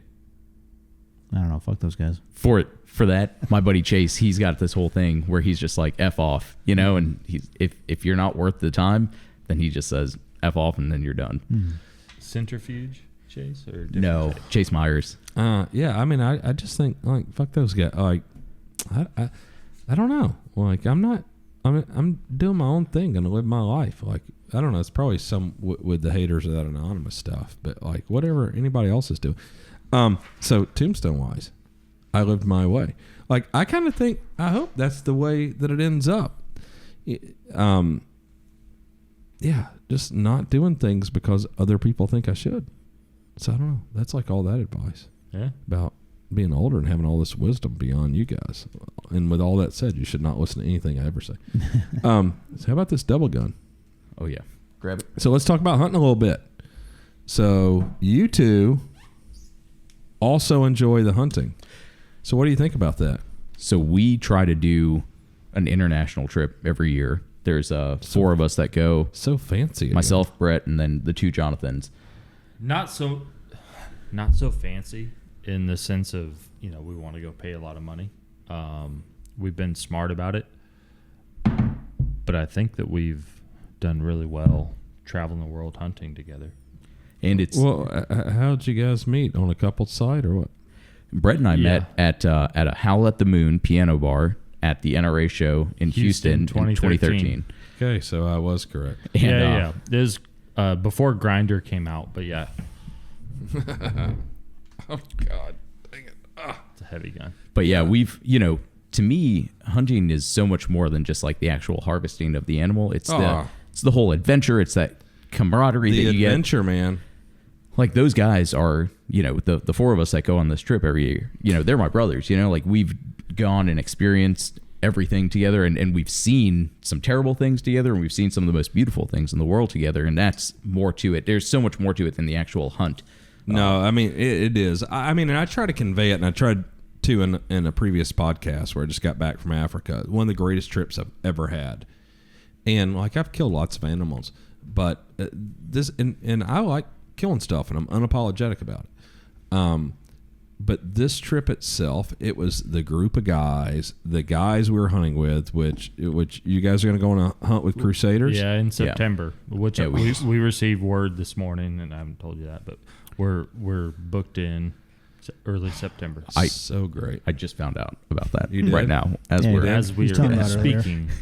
So it's the 4 of you guys, you guys and the 2 Jonathans. And the 2 Jonathans. Maybe I'm going to crash this party. Maybe Yeah. you guys don't even know. You should. I'll be You there. should. So this, And those guys work with Hornady, and they're You might be buying property or something over Yeah, there, so and I might maybe get one. But this, so I just got this after I got back. So when I was holding it up, you see. So this is a Jeffries double rifle. So I'm just going to the bathroom. Keep talking. Jesus Christ. So 450, 400. So it was recommended by my PH at Crusader for something he's seen as the most effective overall, great penetration. It's not difficult to shoot. Hornady still makes ammo, which is cool. But this gun, I don't know. This gun, I did look it up. I think its gun's about 110 or 115 years old. wow. Double rifle, traditional African, big game, or people say dangerous game hunting. The gun's beautiful. I mean, think all this is handmade. I mean, these guns are ridiculously expensive at this point. So I haven't had it pointed. It's not at me right now, but It's open. and it's open. But looking at it, just admiring the crown, Right. it's on the barrels. Those details on a gun that's that old is exceptional. Yeah, I mean, know? you start talking about like the checkering and the engraving. Everything on the gun is incredible. It's the old, they don't make it like they used to. I'll tell you, somebody that does make it like they used to. Brett and I had the honor of getting the tour of Krieghoff. Oh. And that's and I might I'll be tell getting you, a Krieghoff. and Jeffries It's makes a a cool factory. Well, it's cool, and they can produce an incredible double rifle that's affordable. The coolest part about that whole process there was the apprenticeship room, which is the first room they take you through in the tour. And the apprenticeship process is basically producing the tools yourself. You hand produce your own tools that you will use for the rest of your career. So your at first Krieghoff. year of your 3-year apprenticeship is producing tools. Huh. And so you have to learn how to make the tools to make the guns before you make the Every guns. single tool. That's so incredible. It's unbelievable. And you see the man hours that go into these, guns. They do high-end shotguns and rifles, but it makes it worth every single penny. And you're talking guns that are tens of thousands or over $100,000, and you see what goes into it, and it's well worth it. It's really cool to see a 18, 19-year-old kid that, doesn't really know what's in front of them, but they have found this opportunity, whatever it is, and they're making tools to checker a stock or to, do, whatever to the gun. And what's cool is culturally, those 18, 19-year-old kids that we saw, in 50 years, they will be there still making guns, which is really, really cool. That is cool. Well, what, so you guys been to Africa before with your hunting? We have. We have. Yeah. We went with Numzam Safaris was the. You said that's a big one. They do a lot of volume. Yeah. Yeah, they're a big one, and so typically the way that we find these trips or book these trips is we try to find a good value, whatever, but we'll book at the NRA, ILA banquet, whatever. Yeah. And we'll find in the silent auction, whatever, a trip. And so that's how we found Numzon. That's how we found our Argentina trip. We generally wait till the end of the auctions when we everybody camp has out spent, next to what we want. While everyone spent their money, like Don Jr. had spent all his money on everything else, and everybody got frustrated, so they left. And then we, when nobody else has anybody money, we buy the cheap hunts. Well, that's good, man. I tell you, I've got a love affair with Africa and the hunting there, and I just can't. I'm gonna go back 2 more times this year. I can't wait. People don't understand how beautiful Africa can be, and there's a lot of people that just simply don't know what that continent's all about, and it's absolutely incredible. It's worth the experience, even if you're not going to go on a hunt. Most everybody that would watch this or listen to this, they're into it, but even just going for like a photography safari through Kruger National Park, that's and all the different things you can hunt there. I'm on a tiny 10 train, whatever you want to call it. I'm focused on that. How many you got? I have 2, and I got 2 in the first trip over there, and it kind of hooks you. It's like, you have to do the rest or whatever. Yeah. And from here it gets more sporty. It clip springer, some of these things that are some of it becomes more technical. It's difficult to hunt. Yeah. They're difficult to hunt. You're talking a 400 meter shot on a less than 20-pound animal in some very rocky terrain. So like a like 16 little inch tiny goats fix in 6.5 Creedmoor seems like the right, not plugging. That seems like the right thing to do. Lightweight, it works. Yeah, I've killed some of them with that. It's good. You have your Diker and your Steenbuck right now, right? Correct. Yeah. I love the tiny ones. Yeah. I've shot a couple of them. A lot of fun. What's a favorite hunt you guys have been on? Man, the first Africa hunt is something else.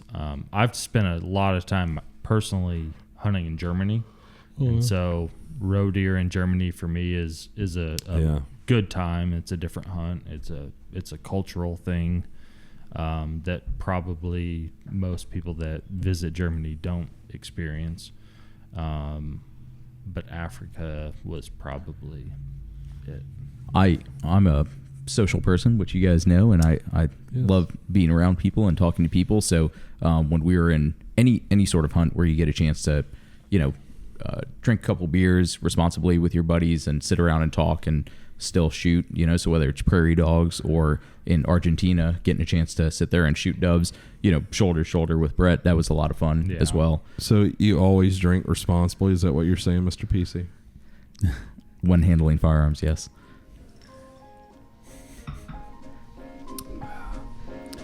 Daddy's a pirate.